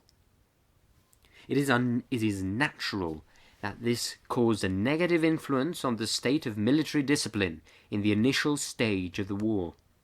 And as you know, we had before the war excellent military cadres, which were unquestionably loyal to the party and to the fatherland. Suffice it to say that those of them who managed to survive, despite severe tortures to which they were subjected in the prisons, have from the first war days shown themselves real patriots and heroically fought for the glory of the fatherland. I have here in mind such generals as Konstantin Rokossovsky, who, as you know, had been jailed, Alexander Gorbatov, Kirill Merezhkov, who is a delegate at the present Congress, K.P. Podlas, who was an excellent commander who perished at the front, and many, many others. However, many such commanders perished in the camps and the jails, and the army saw them no more. All this brought about a situation at the beginning of the war that was a great threat to our fatherland. It would be wrong to forget that, after our severe initial disasters and defeats at the front, Stalin thought that it was the end. In one of his declarations in those days, he said, "Lenin left us a great legacy, and we've lost it forever." After this, Stalin for a long time actually did not direct military operations and ceased to do anything whatsoever. He returned to active leadership only when a Politburo delegation visited him and told him that steps needed to be taken immediately so as to improve the situation at the front. Therefore, the threatening danger which hung over our fatherland in the initial period of the war was largely due to Stalin's very own faulty methods of directing the nation and the party. However, we speak not only about the moment when the war began, which led to our army's serious disorganization and brought us severe losses. Even after the war began, the nervousness and hysteria which Stalin demonstrated while interfering with actual military operations caused our army serious damage. Stalin was very far from understanding the real situation that was developing at the front. This was natural because, during the whole patriotic war, he never visited any section of the front, or any liberated city except for one short ride on the Mozhaisk highway during a stabilized situation at the front. To this incident were dedicated many literary works full of fantasies of all sorts and so many paintings. Simultaneously, Stalin was interfering with operations and issuing orders which did not take into consideration the real situation at a given section of the front, and which could not help but result in huge personal losses. I will allow myself in this connection to bring out one characteristic fact which illustrates how Stalin directed operations at the front. Present at this Congress is Marshal Ivan Bagramyan, who was once the head of operations in the Southwestern Front headquarters and who can corroborate what I will tell you. When an exceptionally serious situation for our army developed in the Kharkov region in 1942, we correctly decided to drop an operation whose objective was to encircle the city. The real situation at that time would have threatened our army with fatal consequences if this operation were continued. We communicated this to Stalin, stating that the situation demanded changes in our operational plans so that the enemy would be prevented from liquidating a sizable concentration of our army. Contrary to common sense, Stalin rejected our suggestion. He issued the order to continue the encirclement of Kharkov, despite the fact that at this time many of our own army concentrations actually were threatened with encirclement and liquidation. I telephoned to Marshal Alexander Vasilevsky and begged him, "Alexander Mikhailovich, take a map," Vasilevsky is here present, "and show Comrade Stalin the situation that has developed." We should note that Stalin planned operations on a globe. animation in the hall. "Yes, comrades, he used to take a globe and trace the front line on it." I said to Comrade Vasilevsky, "Show him the situation on a map. In the present situation, we cannot continue the operation which was planned. The old decision must be changed for the good of the cause." Vasilevsky replied, saying that Stalin had already studied this problem. He said that he, Vasilevsky, would not see Stalin further concerning this matter, because the latter didn't want to hear any arguments on the subject of this operation. After my talk with Vasilevsky, I telephoned to Stalin at his dacha, but Stalin did not answer the phone, and Malenkov was at the receiver. I told Comrade Malenkov that I was calling from the front and that I wanted to speak personally to Stalin. Stalin informed me through Malenkov that I should speak with Malenkov. I stated for the second time that I wished to inform Stalin personally about the grave situation which had arisen for us at the front, but Stalin did not consider it convenient to pick up the phone and again stated that I should speak to him through Malenkov, although he was only a few steps from the telephone. After listening in this manner to our plea, Stalin said, "Let everything remain as it is." And what was the result of this?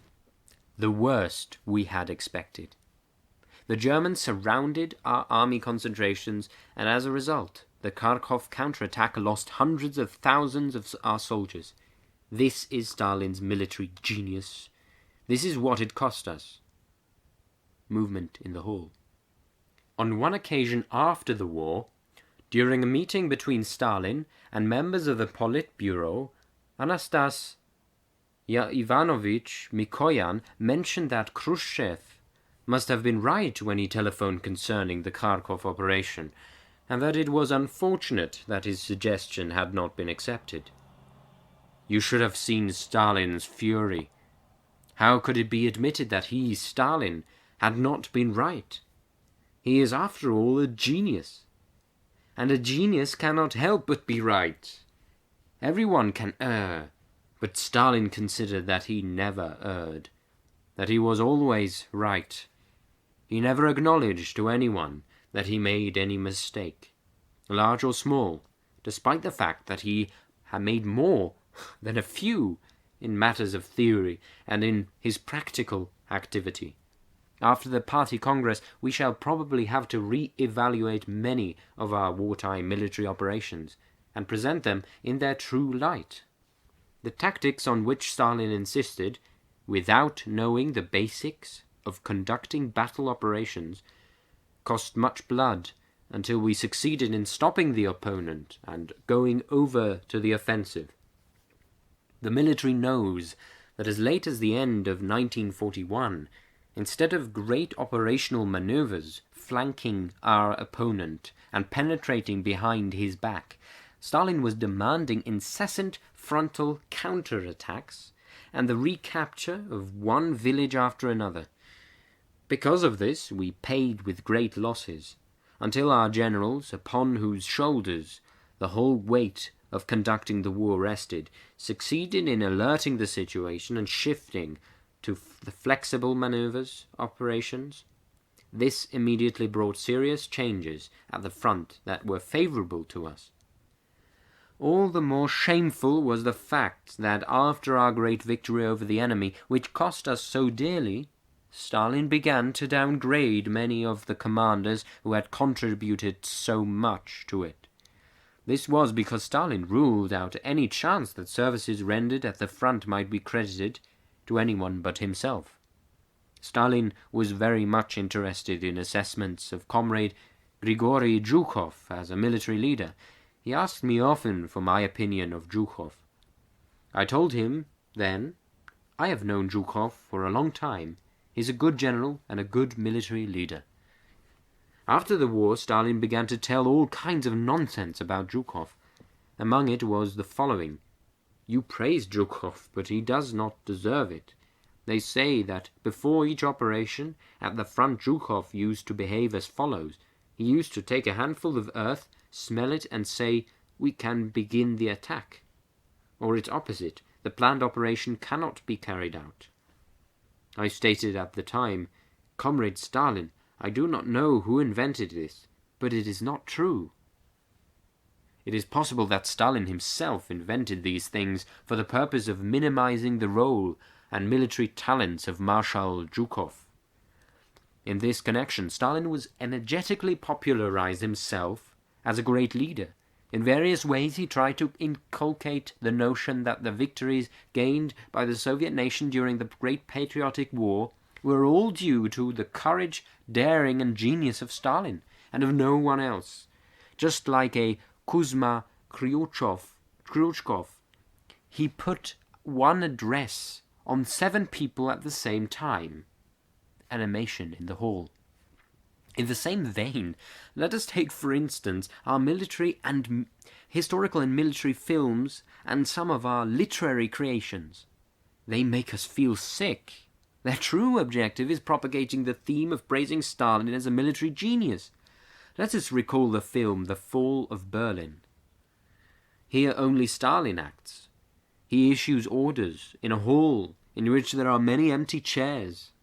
Only one man approaches him to report something to him. It is Alexander Poskrebyshchev, his loyal shield-bearer. Laughter in the hall. And where is the military command? Where is the Politburo? Where is the government? What are they doing, and with what are they engaged? There is nothing about them in the film. Stalin acts for everybody. He does not reckon with anyone. He asks no one for advice. Everything is shown to the people in this false light. Why? To surround Stalin with glory, contrary to the facts and contrary to historical truth. The question arises, where is the military on whose shoulders rested the burden of the war? It is not in the film. With Stalin's inclusion, there was no room left for it. Not Stalin, but the party as a whole, the Soviet government, our heroic army, its talented leaders and brave soldiers, the whole Soviet nation, these are the ones who assured victory in the Great Patriotic War. Tempestuous and prolonged applause. Central Committee members, ministers, our economic leaders, the leaders of Soviet culture, directors of territorial party, and Soviet organizers, engineers and technicians, every one of them is in his own place of work generously gave of his strength and knowledge toward ensuring victory over the enemy. Exceptional heroism was shown by our hardcore, surrounded by glory, are our whole working class, our kolkhoz peasantry, the Soviet intelligentsia, who under the leadership of party organizations overcame untold hardships and bearing the hardships of war, and devoted all their strength to the cause of the fatherland's defense. Our Soviet women accomplished great and brave deeds during the war. They bore on their backs the heavy load of production work in the factories, on the kolkhozes, and in various economic and cultural sectors. Many women participated directly in the Great Patriotic War. At the front, our brave youth contributed immeasurably, both at the front and at home, to the defense of the Soviet fatherland and to the annihilation of the enemy. The services of Soviet lead soldiers, of our commanders and political workers of all ranks are immortal. After the loss of a considerable part of the army in the initial war months, they did not lose their heads and were able to reorganize during the course of combat. Over the course of the war, they created and toughened a strong, heroic army. They not only withstood our strong and cunning enemy's pressure, but smashed him. The magnificent, heroic deeds of hundreds of millions of people of the East and of the West during the fight against the threat of fascist subjugation which loom before us will live for centuries, indeed for millennia, in the memory of thankful humanity. Thunderous applause.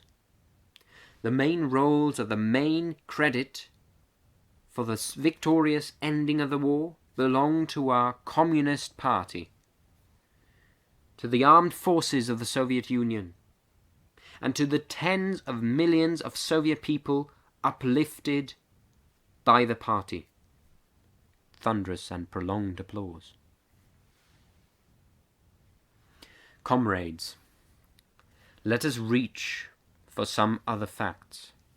The Soviet Union justly is considered a model multinational state because we have assured in practice the equality and friendship of all of the peoples living in our great fatherland. All the more monstrous are those acts whose initiator was Stalin and which were rude violations of the basic Leninist principles behind our Soviet states' nationalities policies. We refer to the mass deportations of entire nations from their places of origin, together with all communists and komsomols, without any exception. This deportation was not dictated by any military considerations.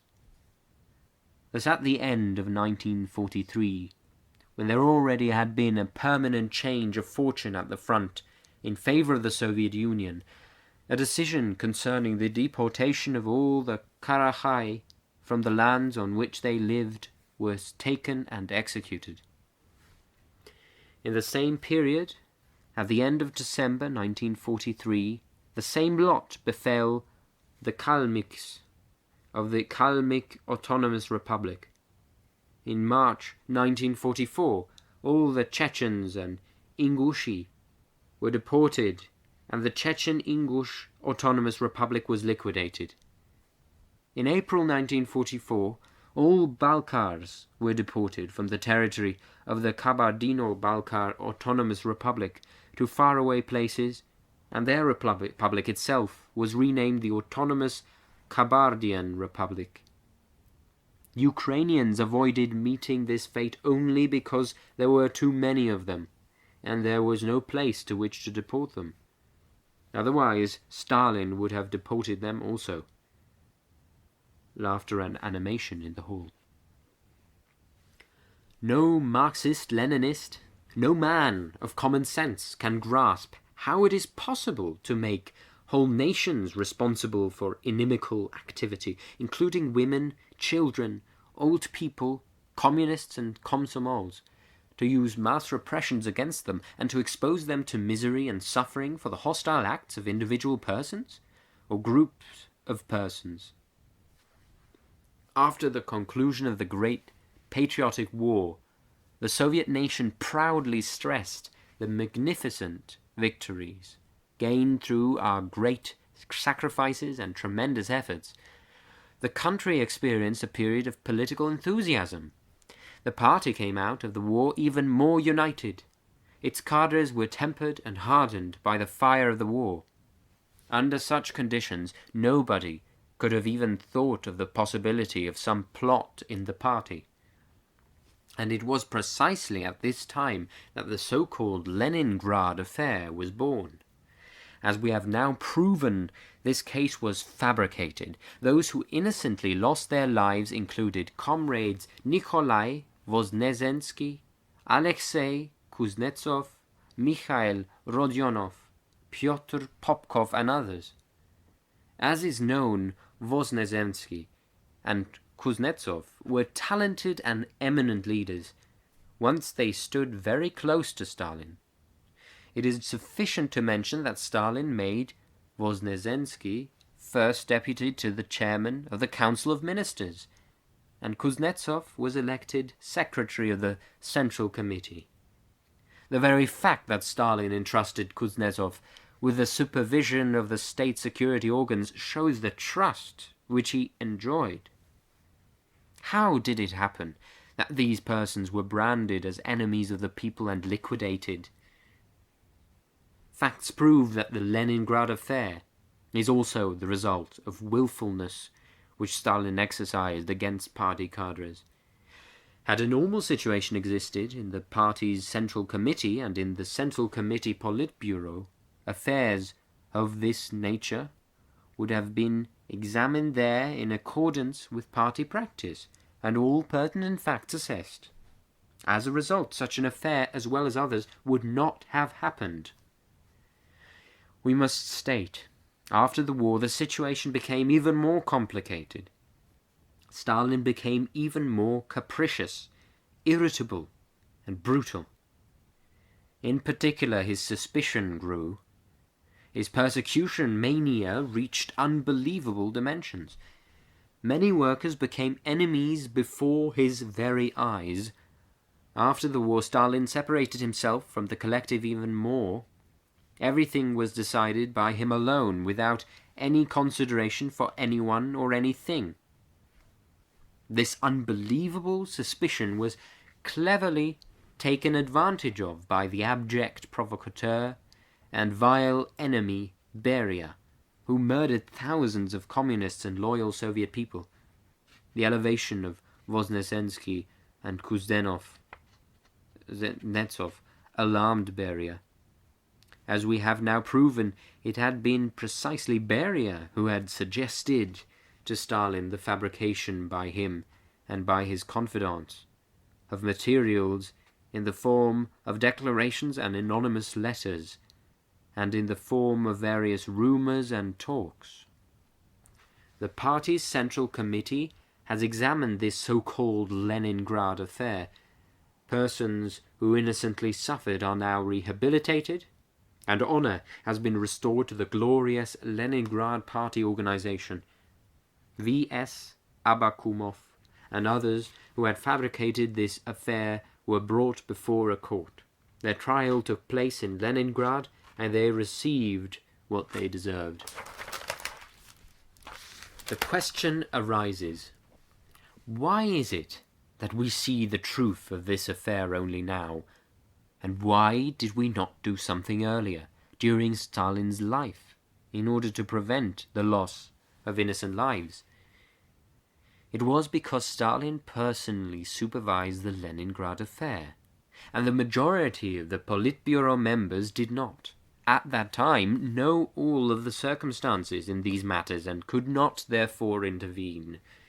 When Stalin received certain material from Beria and Abakumov, without examining these slanderous materials, he ordered an investigation of the affair of Voznesensky and Kuznetsov. With this, their fate was sealed. Similarly instructive is the case of the Mingrelian nationalist organization, which supposedly existed in Georgia. As is known, resolutions by the Central Committee, Communist Party of the Soviet Union, were made concerning this case in November 1951 and in March 1952. These resolutions were made without prior discussion with the Politburo. Stalin had personally dictated them. They made serious accusations against many loyal communists. On the basis of falsified documents, it was proven that there existed in Georgia a supposedly nationalistic organization whose objective was the liquidation of the Soviet power in that republic with the help of imperialist powers. In this connection, a number of responsible party and Soviet workers were arrested in Georgia. As was later proven, this was a slander directed against the Georgian party organization. We know that there have been at times manifestations of local bourgeois nationalism in Georgia, as in several other republics. The question arises, could it be possible that in the period during which the resolution referred to above were made, nationalist tendencies grew so much that there was a danger of Georgia's leaving the Soviet Union and joining Turkey? Animation in the hall. Laughter. This is, of course, nonsense. It is impossible to imagine how such assumptions could enter anyone's mind. Everyone knows how Georgia has developed economically and culturally under Soviet rule. Industrial production in the Georgian Republic is 27 times greater than it was before the revolution. Many new industries have arisen in Georgia which did not exist there before the revolution. Iron smelting, an oil industry, a machine construction industry, etc. Illiteracy has long since been liquidated, which in pre-revolutionary Georgia included 78% of the population. Could the Georgians, comparing the situation in their republic with the hard situation of the working masses in Turkey, be aspiring to join Turkey? In 1955, Georgia produced 18 times as much steel per person as Turkey. Georgia produces 9 times as much electrical energy per person as Turkey. According to the available 1950 census, 65% of Turkey's total population is illiterate, and 80% of its women. Georgia has 19 institutions of higher learning, which have about 39,000 students. This is 8 times more than in Turkey, for each 1,000 inhabitants. The prosperity of the working people has grown tremendously in Georgia under Soviet rule. It is clear that, as the economy and culture develop, and as the socialist consciousness of the working masses in Georgia grows, the source from which bourgeois nationalism draws its strength evaporates. As it developed, there was no nationalistic organization in Georgia. Thousands of innocent people fell victim to willfulness and lawlessness. All of this happened under the genius leadership of Stalin, the great son of the Georgian nation, as Georgians like to refer to him. Animation in the hall. The willfulness of Stalin showed itself not only in the decisions concerning the internal life of the country, but also in the international relations of the Soviet Union. The July plenum of the Central Committee studied in detail the reasons for the development of conflict with Yugoslavia. It was a shameful role which Stalin played here. The Yugoslav affair contained no problems which could not have been solved through party discussions among comrades. There was no significant basis for the development of this affair. It was completely possible to have prevented the rupture of relations with that country. This does not mean, however, that Yugoslav leaders made no mistakes or had no shortcomings. But these mistakes and shortcomings were magnified in a monstrous manner by Stalin, resulting in the break-off of relations with a friendly country. I recall the first days when the conflict between the Soviet Union and Yugoslavia began to be blown up artificially. Once, when I came from Kiev to Moscow, I was invited to visit Stalin, who, pointing to the copy of a letter recently sent to Yugoslavian President Marshal Joseph Tito, asked me, "Have you read this?" Not waiting for my reply, he answered, "I will shake my little finger and there will be no more Tito. He will fall." We have paid dearly for this shaking of the little finger. This statement reflected Stalin's mania for greatness, but he acted just that way. I will shake my little finger and there will be no Kozyur. I will shake my little finger once more and Postyshev and Chubar will be no more. I will shake my little finger again and Voznesensky and Kuznetsov and many others will disappear. But this did not happen to Tito. No matter how much or how little Stalin shook, not only his little finger, but everything else that he could shake, Tito did not fall. Why? The reason was that in this instance of disagreement with our Yugoslav comrades, Tito had behind him a state and a people who had had a serious education in fighting for liberty and independence, a people who gave support to its leaders. You see what Stalin's mania for greatness led to. He completely lost consciousness of reality. He demonstrated his suspicion and haughtiness not only in relation to individuals in the USSR, but in relation to whole parties and nations. We have carefully examined the case of Yugoslavia. We have found a proper solution which is approved by the peoples of the Soviet Union and of Yugoslavia, as well as by the working masses of all the people's democracies and by all progressive humanity. The liquidation of our abnormal relationship with Yugoslavia was done in the interest of the whole camp of socialism, in the interest of strengthening peace in the whole world. Let us also recall the affair of the doctor plotters. Animation in the hall. Actually, there was no affair outside of the declaration of the woman doctor Lydia Timashuk, who was probably influenced or ordered by someone. After all, she was an unofficial collaborator of the organs of state security, to write Stalin a letter in which she declared that doctors were applying supposedly improper methods of medical treatment. Such a letter was sufficient for Stalin to reach an immediate conclusion that there are doctor plotters in the Soviet Union. He issued orders to arrest a group of eminent Soviet medical specialists. He personally issued advice on the conduct of the investigation and the method of interrogation of the arrested persons. He said that academician V.N. Vinogradov should be put in chains, and that another one of the alleged plotters should be beaten. The former Minister of State Security, Comrade Semyon Ignatieff, is present at this Congress as a delegate. Stalin told him curtly, "If you do not obtain confessions from the doctors, we will shorten you by a head." Tumult in the hall.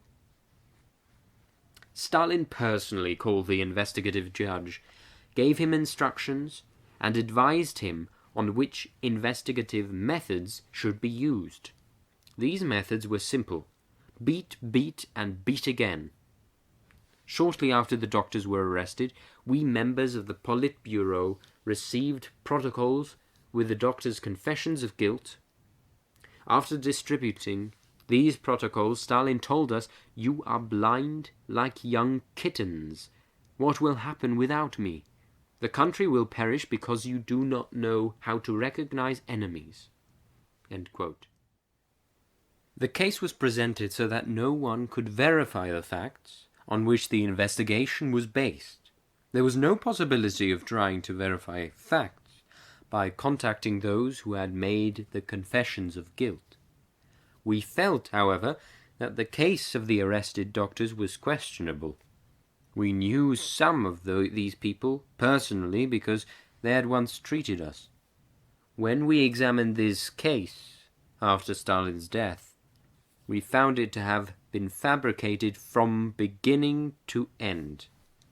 This ignominious case was set up by Stalin.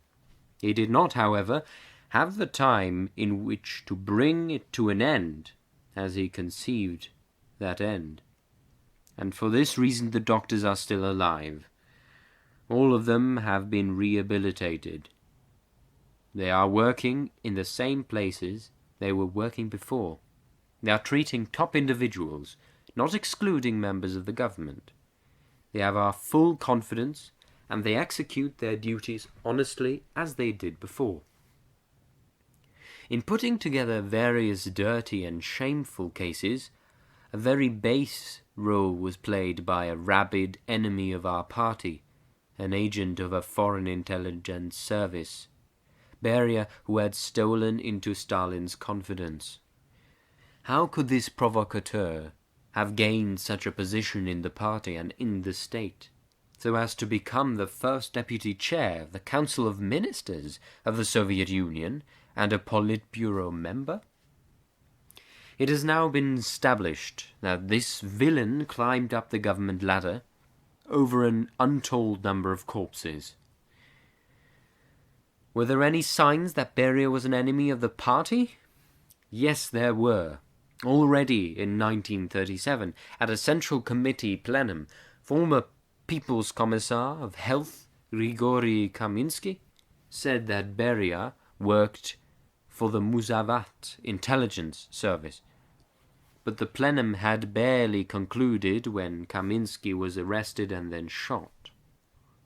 Had Stalin examined Kaminsky's statement? No, because Stalin believed in Beria, and that was enough for him. And when Stalin believed in anyone or anything, then no one could say anything that was contrary to his opinion. Anyone daring to express opposition would have met the same fate as Kaminsky. There were other signs also. The declaration which Comrade A.V. Snegov made to the party's Central Committee is interesting. Parenthetically speaking, he was also rehabilitated not long ago, after 17 years in prison camps. In this declaration, Snegov writes, quote, "In connection with the proposed rehabilitation of the former Central Committee member Lavrenti Kartvelishvili Lavrentiev, I have entrusted to the hands of the representative of the Committee of State Security a detailed deposition concerning Beria's role in the disposition of the Kartvelishvili case, and concerning the criminal motives by which Beria was guided. In my opinion, it is indispensable to recall an important fact pertaining to this case, and to communicate it to the Central Committee, because I did not consider it as proper to include in the investigation documents. On October the 30th, 1931, at a session of the Organizational Bureau of the Central Committee of the All-Union Communist Party Bolsheviks, Kartvelishvili, Secretary of the Transcaucasian Regional Committee, made a report. All members of the executive of the Regional Committee were present. Of them I alone am now alive. During this session, J.V. Stalin made a motion to the end of his speech concerning the organization of the Secretariat of the Transcaucasian Regional Committee, composed of the following: First Secretary, Kartvelishvili; Second Secretary, Beria. It was then, for the first time in the party's history, that Beria's name was mentioned as a candidate for a party position. Kartvelishvili answered that he knew Beria well, and for that reason refused categorically to work together with him. Stalin proposed then that this matter be left open, and that it be solved in the process of work itself. 2 days later a decision was arrived at that Beria would receive the party post, and that Kartvelishvili would be deported from the Transcaucasus. This fact can be confirmed by comrades Mikoyan and Kaganovich, who were present at that session." End quote. The long, unfriendly relations between Kartvelishvili and Beria were widely known. They date back to the time when Comrade Sergo Orjonikidze was active in the Transcaucasus. Kartvelishvili was the closest assistant of Sergo. The unfriendly relationship impelled Beria to fabricate a case against Kartvelishvili. It is characteristic that Kartvelishvili was charged with a terroristic act against Beria in this case. The indictment in the Beria case contains a discussion of his crimes. Some things should, however, be recalled, especially since it is possible that not all delegates to the Congress have read this document. I wish to recall Beria's bestial disposition of the cases of Mikhail Kedrov, v. Golubev, and Golubev's adopted mother, Baturina, persons who wished to inform the Central Committee concerning Beria's treacherous activity. They were shot without any trial, and the sentence was passed ex post facto after the execution. There is what the old communist Comrade Kedrov wrote to the Central Committee through Comrade Andrei Andreev Comrade Andreev, was then a Central Committee secretary. Quote, "I am calling to you for help from a gloomy cell of the Lefortovo prison. Let my cry of horror reach your ears. Do not remain deaf. Take me under your protection. Please help remove the nightmare of interrogations and show that this is all a mistake. I suffer innocently. Please believe me. Time will testify to the truth. I am not an agent provocateur of the Tsarist Okhrana. I am not a spy. I am not a member of an anti-Soviet organization of which I am being accused on the basis of denunciations. I am also not guilty of any other crimes against the party and the government. I am an old Bolshevik, free of any stain. I have honestly fought the almost 40 years in the rank of the party for the good and prosperity of the nation. Today I, a 62-year-old man, am being threatened by the investigative judges with more severe, cruel, and degrading methods of physical pressure. They, the judges, are no longer capable of becoming aware of their error and of recognizing that their handling of my case is illegal and impermissible. They try to justify their actions by picturing me as a hardened and raving enemy, and are demanding increased repressions. But let the party know that I am innocent, and that there is nothing which can turn a loyal son of the party into an enemy, even right up to this his last dying breath. But I have no way out. I cannot divert from myself the hastily approaching new and powerful blows. Everything, however, has its limits. My torture has reached the extreme. My health is broken, my strength and my energy are waning. The end is drawing near. To die in a Soviet prison, branded as a vile traitor to the fatherland, what can be more monstrous for an honest man? And how monstrous all this is! Unsurpassed bitterness and pain grips my heart. No, no, this will not happen. This cannot be, I cry. Neither the party nor the Soviet government, nor the People's Commissar, L.P. Beria, will permit this cruel, irreparable injustice. I am firmly certain that, given a quiet, objective examination, without any foul rantings, without any anger, and without the fearful tortures, it would be easy to prove the baselessness of the charges. I believe deeply that truth and justice will triumph. I believe, I believe." End quote. The old Bolshevik, Comrade Kedrov, was found innocent by the military collegium, but despite this he was shot at Beria's order. Indignation in the hall. Beria also handled cruelly the family of Comrade Ordzhonikidze. Why? Because Ordzhonikidze had tried to prevent Beria from realizing his shameful plans. Beria had cleared from his way all persons who could possibly interfere with him. Ordzhonikidze was always an opponent of Beria, which he told to Stalin.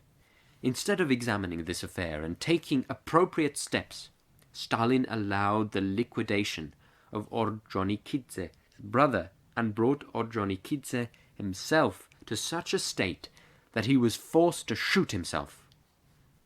Indignation in the hall. Beria was unmasked by the party's Central Committee shortly after Stalin's death. As a result of particularly detailed legal proceedings, it was established that Beria had committed monstrous crimes, and Beria was shot. The question arises why Beria, who had liquidated tens of thousands of party and Soviet workers, was not unmasked during Stalin's life. He was not unmasked earlier because he had utilized very skillfully Stalin's weaknesses, feeding him with suspicion. He assisted Stalin in everything and acted with his support. Comrades, the cult of the individual acquired such monstrous size chiefly because Stalin himself, using all conceivable methods, supported the glorification of his own person. This is supported by numerous facts.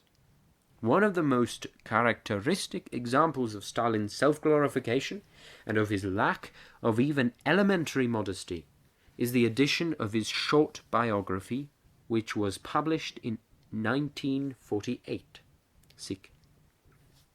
This book is an expression of the most dissolute flattery, an example of making a man into a godhead, of transforming him into an infallible sage, the greatest leader, sublime strategist of all times and nations. Finally, no other words could be found with which to lift Stalin up to the heavens. We need not give here examples of the loathsome adulation filling this book. All we need to add is that they all were approved and edited by Stalin personally. Some of them were added in his own handwriting to the draft text of the book. What did Stalin consider essentially to write into this book? Did he want to cool the ardor of the flatterers who were composing his short biography? No. He marked the very places where he thought that the praise of his services was insufficient. Here are some examples characterizing Stalin's activity, added in Stalin's own hand. Quote, "In this fight against the skeptics and capitulators, the Trotskyites, Zinovievites, Bukharinites, and Kamenevites, there was definitely welded together after Lenin's death that leading core of the party that upheld the great banner of Lenin, rallied the party behind Lenin's behests, and brought the Soviet people into the broad paths of industrializing the country and collectivizing the rural economy. The leader of this corps and the guiding force of the party and the state was Comrade Stalin." End quote. Thus writes Stalin himself. Then he adds, although he performed his tasks as leader of the party and the people with consummate skill and enjoyed the unreserved support of the entire Soviet people, Stalin never allowed his work to be marred by the slightest hint of vanity, conceit, or self-adulation. End quote. Where and when could a leader so praise himself? Is this worthy of a leader of the Marxist-Leninist type? No. Precisely against this did Marx and Engels take such a strong position. This always was sharply condemned also by Vladimir Ilyich Lenin. In the draft text of Stalin's book appeared the following sentence: "Stalin is the Lenin of today." This sentence appeared to Stalin to be too weak. Thus, in his own handwriting, he changed it to read, "Stalin is the worthy continuer of Lenin's work," or, as it is said in our party, "Stalin is the Lenin of today." You see how well it is said, not by the nation, but by Stalin himself. It is possible to offer many such self-praising appraisals written into the draft text of that book in Stalin's hand. He showers himself especially generously with praises regarding his military genius and his talent for strategy. I will cite one more insertion made by Stalin on the theme. "The advanced Soviet science of war received further development," he writes, "at Comrade Stalin's hands. Comrade Stalin elaborated the theory of the permanent operating factors that decide the issue of wars, of active defense, and the laws of counter-offensive and offensive, of the cooperation of all services and arms in modern warfare, of the role of big tank masses and air forces in modern war, and of the artillery as the most formidable of the armed services. At various stages of the war, Stalin's genius found correct solutions that took into account all the circumstances of the situation." End quote. Movement in the Hall. Further, Stalin writes, Stalin's military mastership was displayed both in defense and on offense. Comrade Stalin's genius enabled him to divine the enemy's plans and defeat them. The battles in which Comrade Stalin directed the Soviet armies are brilliant examples of operational military skill. This is how Stalin was praised as a strategist. Who did this? Stalin himself, not in his role as a strategist, but in the role of an author-editor, one of the main creators of his own self-adulatory biography. Such, comrades, are the facts, or should be said rather the shameful facts. One additional fact from the same short biography of Stalin. As is known, the history of the All-Union Communist Party Bolsheviks, short course, was written by a commission of the party's Central Committee. This book, parenthetically, was also permeated with a cult of the individual and was written by a designated group of authors. This fact was reflected in the following formulation on the proof copy of the short biography of Stalin. A commission of the Central Committee, All-Union Communist Party Bolsheviks, under the direction of Comrade Stalin and with his most active personal participation, has prepared a history of the All-Union Communist Party Bolsheviks short course. But even this phrase did not satisfy Stalin. The following sentence replaced it in the final version of the short biography. In 1938, the book History of the All-Union Communist Party Bolsheviks short course appeared, written by Comrade Stalin and approved by a commission of the Central Committee All-Union Communist Party Bolsheviks. Can one add anything more? Animation in the hall. As you see, a surprising metamorphosis changed the work created by a group into a book written by Stalin. It is not necessary to state how and why this metamorphosis took place. A pertinent question comes to our mind. If Stalin is the author of this book, why did he need to praise the person of Stalin so much and to transform the whole post-October historical period of our glorious Communist Party solely into an action of the Stalin genius?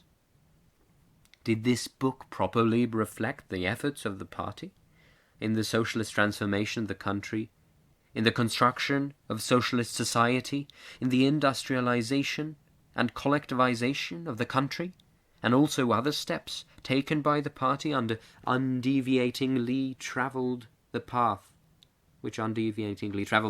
outlined by Lenin? This book speaks principally about Stalin, about his speeches, about his reports. Everything, without the smallest exception, is tied to his name. And when Stalin himself asserts that he himself wrote the short course, this calls at least for amazement. Can a Marxist-Leninist thus write about himself, praising his own person to the heavens? Or let us take the matter of the Stalin prizes. Movement in the hall.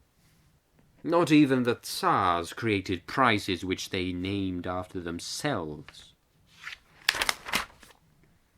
Stalin recognized as the best a text of the national anthem of the Soviet Union which contains not a word about the Communist Party. It contains, however, the following unprecedented praise of Stalin. Quote, Stalin brought us up in loyalty to the people. He inspired us to great toil and deeds. End quote. In these lines of the anthem, the whole educational, directional, and inspirational activity of the great Leninist party is ascribed to Stalin. This is, of course, a clear deviation from Marxism-Leninism, a clear debasing and belittling of the role of the party. We should add, for your information, that the Presidium of the Central Committee has already passed a resolution concerning the composition of a new text of the anthem. which will reflect the role of the people and the role of the party. Loud, prolonged applause.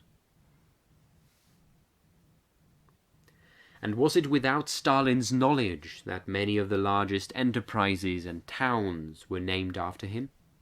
Was it without his knowledge that Stalin monuments were erected in the whole country, these memorials to the living? It is a fact that Stalin himself had signed on July the 2nd, 1951, a resolution of the USSR Council of Ministers concerning the erection on the Volga-Don Canal of an impressive monument to Stalin. On September the 4th of the same year, he issued an order making 33 tons of copper available for the construction of this impressive monument. Anyone who has visited the Stalingrad area must have seen the huge statue which is being built there, and that on a site which hardly any people frequent. Huge sums were spent to build it, at a time when people of this area had lived since the war in huts. Consider yourself, was Stalin right when he wrote in his biography that he did not allow in himself even a shadow of conceit, pride, and self-adoration? At the same time, Stalin gave proofs of his lack of respect for Lenin's memory. It is not a coincidence that despite the decision taken over 30 years ago to build a palace of Soviets as a monument to Vladimir Ilyich, this palace was not built. Its construction was always postponed, and the project allowed to lapse. We cannot forget to recall the Soviet government resolution of August the 24th, 1925, concerning the founding of Lenin Prizes for educational work. This resolution was published in the press, but until this day there are no Lenin Prizes. This too should be corrected. Tumultuous, prolonged applause. During Stalin's life, thanks to known methods which I have mentioned, and quoting facts, for instance, from the short biography of Stalin, all events were explained as if Lenin played only a secondary role. Even during the October Socialist Revolution, in many films and in many literary works, the figure of Lenin was incorrectly presented and inadmissibly depreciated. Stalin loved to see the film The Unforgettable Year of 1919, in which he was shown on the steps of the armored train and where he was practically vanquishing the foe with his own saber. Let Clementi Yefremovich Voroshilov, our dear friend, find the necessary courage and write the truth about Stalin. After all, he knows how Stalin had fought. It will be difficult for Comrade Voroshilov to undertake this, but it would be good if he did it. Everyone will approve of it, both the people and the party. Even his grandsons will thank him. Prolonged applause. In speaking about the events of the October Revolution and about the Civil War, the impression was created that Stalin always played the main role, as if everywhere and always Stalin had suggested to Lenin what to do and how to do it. However, this is slander of Lenin. Prolonged applause. I will probably not sin against the truth when I say that 90% of the persons present here heard and knew very little about Stalin before the year 1924, while Lenin was known to all. He was known to the whole party, to the whole nation, from children all the way up to old men. Tumultuous, prolonged applause. All this has to be thoroughly revised so that history, literature, and the fine arts properly reflect V.I. Lenin's role and the great deeds of our Communist Party and of the Soviet people, a creative people. Applause. Comrades, the cult of the individual caused the employment of faculty principles. Appel. Comrades, the cult of the individual caused the employment of faulty principles in party work and in economic activity. It brought about rude violation of internal party and Soviet democracy, sterile administration, deviations of all sorts, cover-ups of shortcomings, and varnishings of reality. Our nation bore forth many flatterers and specialists in false optimism and deceit. We should also not forget that due to the numerous arrests of party, Soviet, and economic leaders, many workers began to work uncertainly, showed overcautiousness, feared all which was new, feared their own shadows, and began to show less initiative in their work. For instance, party and Soviet resolutions. They were prepared in a routine manner, often without considering the concrete situation. This went so far that party workers, even during the smallest sessions, read prepared speeches. All this produced the danger of formalizing the party and Soviet work, and of bureaucratizing the whole apparatus. Stalin's reluctance to consider life's realities, and the fact that he was not aware of the real state of affairs in the provinces, can be illustrated by his direction of agriculture. All those who interested themselves even a little in the national situation saw the difficult situation in agriculture, but Stalin never even noted it. Did we tell Stalin about this? Yes, we told him, but he did not support us. Why? Because Stalin never traveled anywhere, did not meet city and kolkhoz workers. He did not know the actual situation in the provinces. He knew the country and agriculture only from films, and these films dressed up and beautified the existing situation in agriculture. Many films pictured kolkhoz life such that farmhouse tables groaned from the weight of turkeys and geese. Evidently, Stalin thought that it was actually so. Vladimir Ilyich Lenin looked at life differently. He always was close to the people. He used to receive peasant delegates and often spoke at factory gatherings. He used to visit villages and talk with the peasants. Stalin separated himself from the people and never went anywhere. This lasted 10 years. The last time he visited a village was in January 1928, when he visited Siberia in connection with grain procurements. How then could he have known the situation in the provinces? Once Stalin was told during a discussion that our situation on the land was a difficult one, and that the situation in cattle breeding and meat production was especially bad. For this there came a commission charged with the preparation of a resolution called Measures Toward the Further Development of Animal Husbandry in Kolkhozes and Sovkhozes. He worked out this project. Of course, our proposals at that time did not cover all the possibilities. However, we did chart ways in which animal husbandry on kolkhozes and sovkhozes could be boosted. We proposed to raise livestock prices so as to create material incentives for kolkhozes.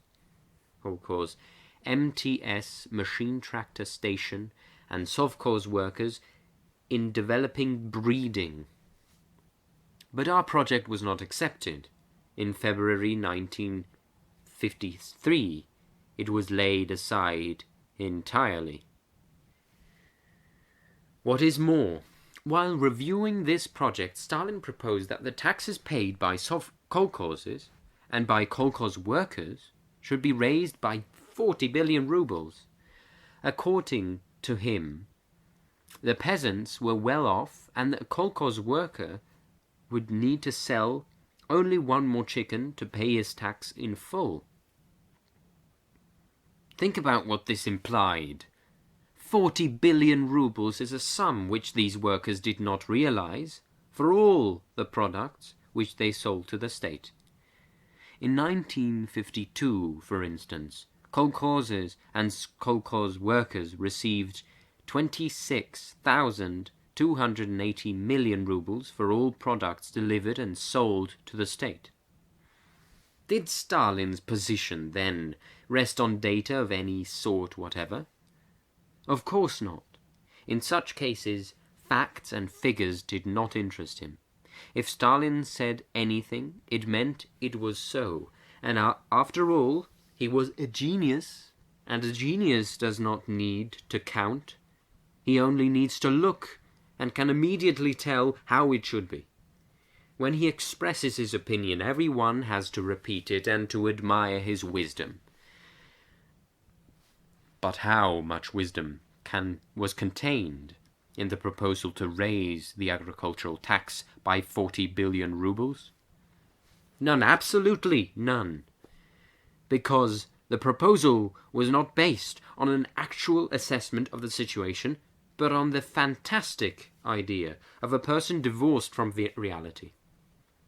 We are currently beginning slowly to work our way out of a difficult agricultural situation.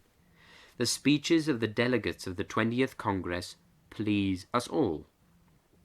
We are glad that many delegates have delivered speeches to the effect that conditions exist for fulfilling the 6th five-year plan for animal husbandry early.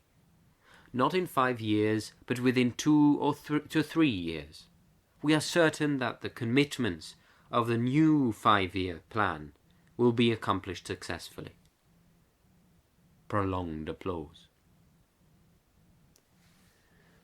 Comrades, if we sharply criticize today the cult of the individual which was so widespread during Stalin's life, and if we speak about the many negative phenomena generated by this cult, which is so alien to the spirit of Marxism-Leninism, some may ask, how could it be? Stalin headed the party and the country for 30 years, and many victories were gained during his lifetime. Can we deny this? In my opinion, the question can be asked in this manner only by those who are blinded and hopelessly hypnotized by the cult of the individual, only by those who do not understand the essence of the revolution and of the Soviet state, only by those who do not understand in a Leninist manner the role of the party and of the nation in the development of the Soviet society. Our socialist revolution was attained by the working class and by the poor peasantry, with the partial support of middle-class peasants. It was attained by the people under the leadership of the Bolshevik party.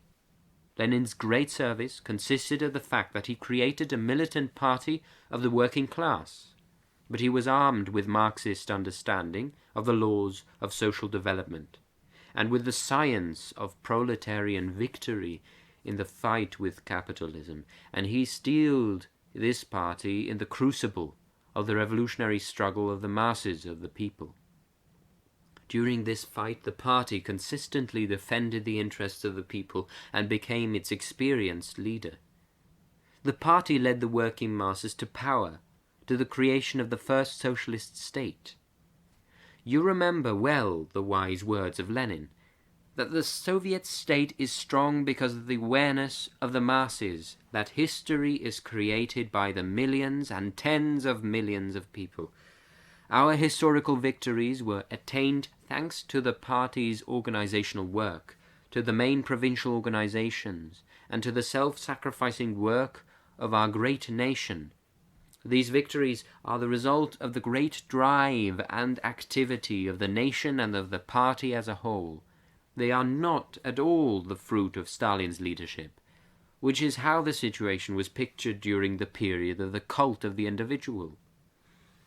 If we are to consider this matter as Marxists, and as Leninists, then we have to state unequivocally that the leadership practices which came into being during the last years of Stalin's life became a serious obstacle in the path of Soviet social development. Stalin often failed for months to take up some unusually important problems concerning the life of the party and of the state, whose solutions could not be postponed. During Stalin's leadership, our peaceful relations with other nations were often threatened, because one-man decisions could cause, and often did cause, great complications. In the past few years, after we managed to free ourselves of the harmful practice of the cult of the individual and took several proper steps in terms of both internal and external policies, everyone has been able to see how activity has grown before our very eyes, how the creative activity of the broad working masses has developed, and how favourably all this has acted upon economic and cultural development. Applause. Some comrades may ask us, where were the members of the Politburo? Why did they not assert themselves against the cult of the individual in time? And why is this being done only now? First of all, we have to consider the fact that the members of the Politburo viewed these matters in a different way at different times. Initially, many of them backed Stalin actively because he was one of the strongest Marxists, and his logic is strength, and his will greatly influence party cadres and party work. It is known that after Lenin's death, especially during the first years, Stalin actively fought for Leninism against the enemies of Leninist theory and against those who deviated. Beginning with Leninist theory, the party, with its central committee at the head, started on a great scale work on the socialist industrialization of the country, on agricultural collectivization, and on cultural revolution. At that time, Stalin gained great popularity, sympathy, and support. The party had to fight those who tried to lead the country away from the correct Leninist path. It had to fight Trotskyites, Zinovievites, and rightists, and bourgeois nationalists. This fight was indispensable. Later, however, Stalin, abusing his power more and more, began to fight eminent party and government leaders and to use terroristic methods against honest Soviet people. As we have already shown, Stalin thus handled such eminent party and state leaders as Kozyor, Kudzutak, Eike, Postyshev, and many others. Attempts to oppose groundless suspicions and charges resulted in the opponents falling victim to the repression. This characterized the fall of Comrade Postyshev. In one of his exchanges, Stalin expressed his dissatisfaction with Postyshev and asked him, "What are you actually?" Postyshev answered clearly, "I am a Bolshevik, Comrade Stalin, a Bolshevik." At first, this assertion was considered to show merely a lack of respect for Stalin. Later it was considered a harmful act. Eventually it resulted in Postyshev's annihilation and castigation as an enemy of the people. In the situation which then prevailed, I often talked with Nikolai Alexandrovich Bulganin.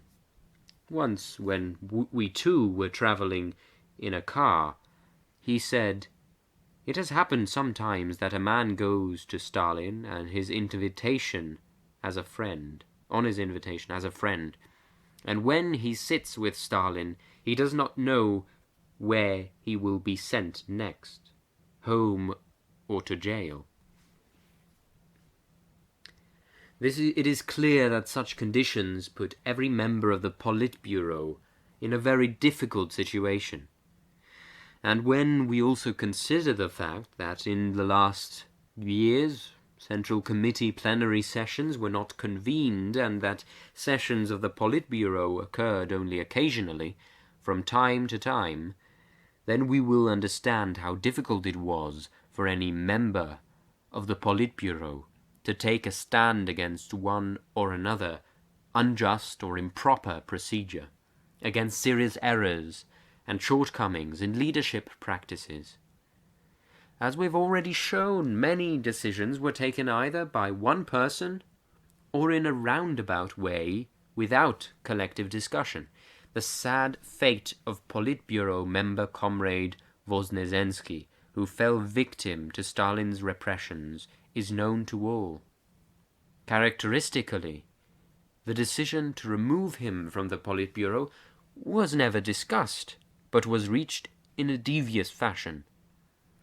In the same way came the decision regarding Kuznetsov's and Rodionov's removals from their posts. The importance of the Central Committee's Politburo was reduced and its work was disorganized by the creation within the Politburo of various commissions, the so-called quintets, sextets, septets, and nonettes. Here is, for instance, a Politburo resolution from October the 3rd, 1946. Quote, Stalin's proposal. 1. The Politburo Commission for Foreign Affairs, Sextet, is to concern itself in the future, in addition to foreign affairs, also with matters of internal construction and domestic policy. 2. The Sextet is to add to its roster the chairman of the State Commission of Economic Planning of the USSR, Comrade Voznesensky, and is to be known as a septet. Signed, Secretary of the Central Committee, J. Stalin. End quote. What sophistry! Laughter in the hall. It is clear that the creation within the Politburo of this type of commissions, quintets, sextets, septets, and nonettes, was against the principle of collective leadership. The result of this was that some members of the Politburo were in this way kept away from participation in reaching the most important state matters. One of the oldest members of our party, Klimenty Yefremovich Voroshilov, found himself in an almost impossible situation. For several years, he was actually deprived of the right of participation in Politburo sessions. Stalin forbade him to attend Politburo sessions and to receive documents. When the Politburo was in session and Comrade Voroshilov heard about it, he telephoned each time and asked whether he would be allowed to attend. Sometimes Stalin permitted it, but always showed his dissatisfaction. Because of his extreme suspicion, Stalin toyed also with the absurd and ridiculous suspicion that Voroshilov was an English agent. Laughter in the hall. It's true. An English agent. A special tap was installed in his house to listen to what was said there. Indignation in the hall. By unilateral decision, Stalin had also separated one other man from the work of the Politburo, Andrei Andreevich Andreev. This was one of the most unbridled acts of willfulness. Let us consider the first Central Committee plenum after the 19th Party Congress. Stalin, in his talk at the plenum, characterized Vyacheslav Mikhailovich Molotov and Anastas Ivanovich Mikoyan and suggested that these old workers of our party were guilty of some baseless charges. We cannot rule out the possibility that had Stalin remained at the helm for another several months, Comrades Molotov and Mikoyan probably would not have delivered any speeches at this 20th Congress. Stalin evidently had plans to finish off the older members of the Politburo. He often stated that Politburo members should be replaced by new ones. His proposal after the 19th Congress to elect 25 persons to the Central Committee Presidium was aimed at the removal of old Politburo members and at bringing in less experienced persons, so that these would extol him in all sorts of ways. We can assume that this was also a design for the future annihilation of old Politburo members, and in this way a cover for all shameful acts of Stalin, acts which we are now considering. Comrades, so as not to repeat errors of the past, the Central Committee has declared itself resolutely against the cult of the individual. We consider that Stalin was extolled to excess. However, in the past, Stalin undoubtedly performed great services to the party, to the working class, and to the international workers' movement.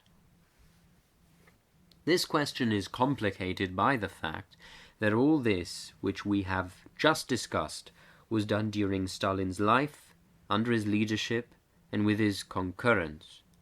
Here Stalin was convinced that this was necessary for the defense of the interests of the working classes against the plotting of enemies and against the attack of the imperialist camp. He saw this form from the position of the interest of the working class, of the interest of the laboring people, of the interest of the victory of socialism and communism. We cannot say that these were the deeds of a giddy despot. He considered that this should be done in the interest of the party, of the working masses, in the name of the defense of the revolution's gains. In this lies the whole tragedy. Comrades, Lenin has often stressed that modesty is an absolute, integral part of a real Bolshevik. Lenin himself was the living personification of the greatest modesty. We cannot say that we have been following this Leninist example in all respects. It is enough to point out that many towns, factories, and industrial enterprises, kolkhozes and sovkhozes, Soviet institutions and cultural institutions, have been referred to by us with a title, if I may express it so, of private property, and of the names of these or those government or party leaders who were still active and in good health. Many of us participated in the action of assessing our names to various towns, rayons, enterprises, and kolkhozes. We must correct this. Applause. But this should be done calmly and slowly. The Central Committee will discuss this matter and consider it carefully in order to prevent errors and excesses. I can remember how Ukraine learned about Kosyor's arrest. Kiev Radio used to start its programs thus: "This is Radio Kosyor." When one day the programs began without mentioning Kosyor, everyone was quite certain that something had happened to him, and that he probably had been arrested. Thus, if today we begin to change the signs everywhere and to rename things, people will think that these comrades in whose honor the given enterprises, kolkhozes or cities are named, also met some bad fate, and that they have also been arrested. Animation in the hall. How is the authority and the importance of this or that leader judged? On the basis of how many towns, industrial enterprises, factories, kolkhozes and sovkhozes carry his name? Is it not about time that we eliminate this private property and nationalize the factories, the industrial enterprises, the kolkhozes and the sovkhozes? Laughter, applause, voices. This is right. This will benefit our cause. After all, the cult of the individual is manifested also in this way.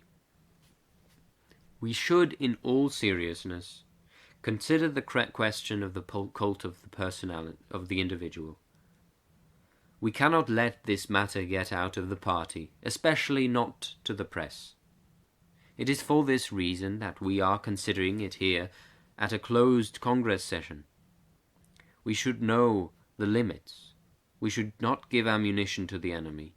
We should not wash our dirty linen before their eyes. I think that the delegates to the Congress will understand and assess properly all these proposals. Tumultuous applause. Comrades, we must abolish the cult of the individual decisively, once and for all. We must draw the proper conclusions concerning both ideological, theoretical, and practical work. It is necessary for this purpose. First, in a Bolshevik manner, to condemn and to eradicate the cult of the individual as alien to Marxism-Leninism, and not consonant with the principles of party leadership and the norms of party life, and to fight inexorably all attempts at bringing back this practice in one form or another. To return to and actually practice in all our ideological work the most important thesis of Marxist-Leninist science about the people as the creator of history, and as the creator of all material and spiritual good of humanity. About the decisive role of the Marxist Party in the revolutionary fight for the transformation of society. About the victory of communism. In this connection, we will be forced to do much work in order to examine critically from the Marxist-Leninist viewpoint and to correct the widely spread erroneous views connected with the cult of the individual in the spheres of history, philosophy, economy, and of other sciences, as well as in literature and the fine arts. It is especially necessary that in the immediate future we compile a serious textbook of the history of our party, which will be edited in accordance with scientific Marxist objectivism.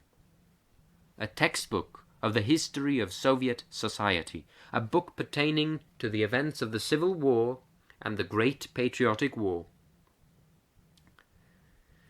Second, to continue systematically and consistently the work done by the party's Central Committee during the last years, a work characterized by minute observation in all party organizations, from the bottom to the top, of the Leninist principles of party leadership, characterized above all by the main principle of collective leadership, characterized by the observance of the norms of party life described in the statutes of our party, and, finally, characterized by the wide practice of criticism and self-criticism. Third, to restore completely the Leninist principles of Soviet socialist democracy, expressed in the Constitution of the Soviet Union, to fight willfulness of individuals abusing their power, the evil caused by acts violating revolutionary socialist legality, which have accumulated during a long time as a result of the negative influence of the cult of the individual, has to be completely corrected. Comrades, the 20th Congress of the Communist Party of the Soviet Union has manifested with a new strength the unshakable unity of our party, its cohesiveness around the Central Committee, its resolute will to accomplish the great task of building communism. Tumultuous applause. And the fact that we present in all their ramifications the basic problems of overcoming the cult of the individual, which is alien to Marxism-Leninism, as well as the problem of liquidating its burdensome consequences, is evident of the great moral and political strength of our party. Prolonged applause. We are absolutely certain that our party, armed with the historical resolutions of the 20th Congress, will lead the Soviet people along the Leninist path to new successes, to new victories. Tumultuous prolonged applause. Long live the victorious banner of our party, Leninism!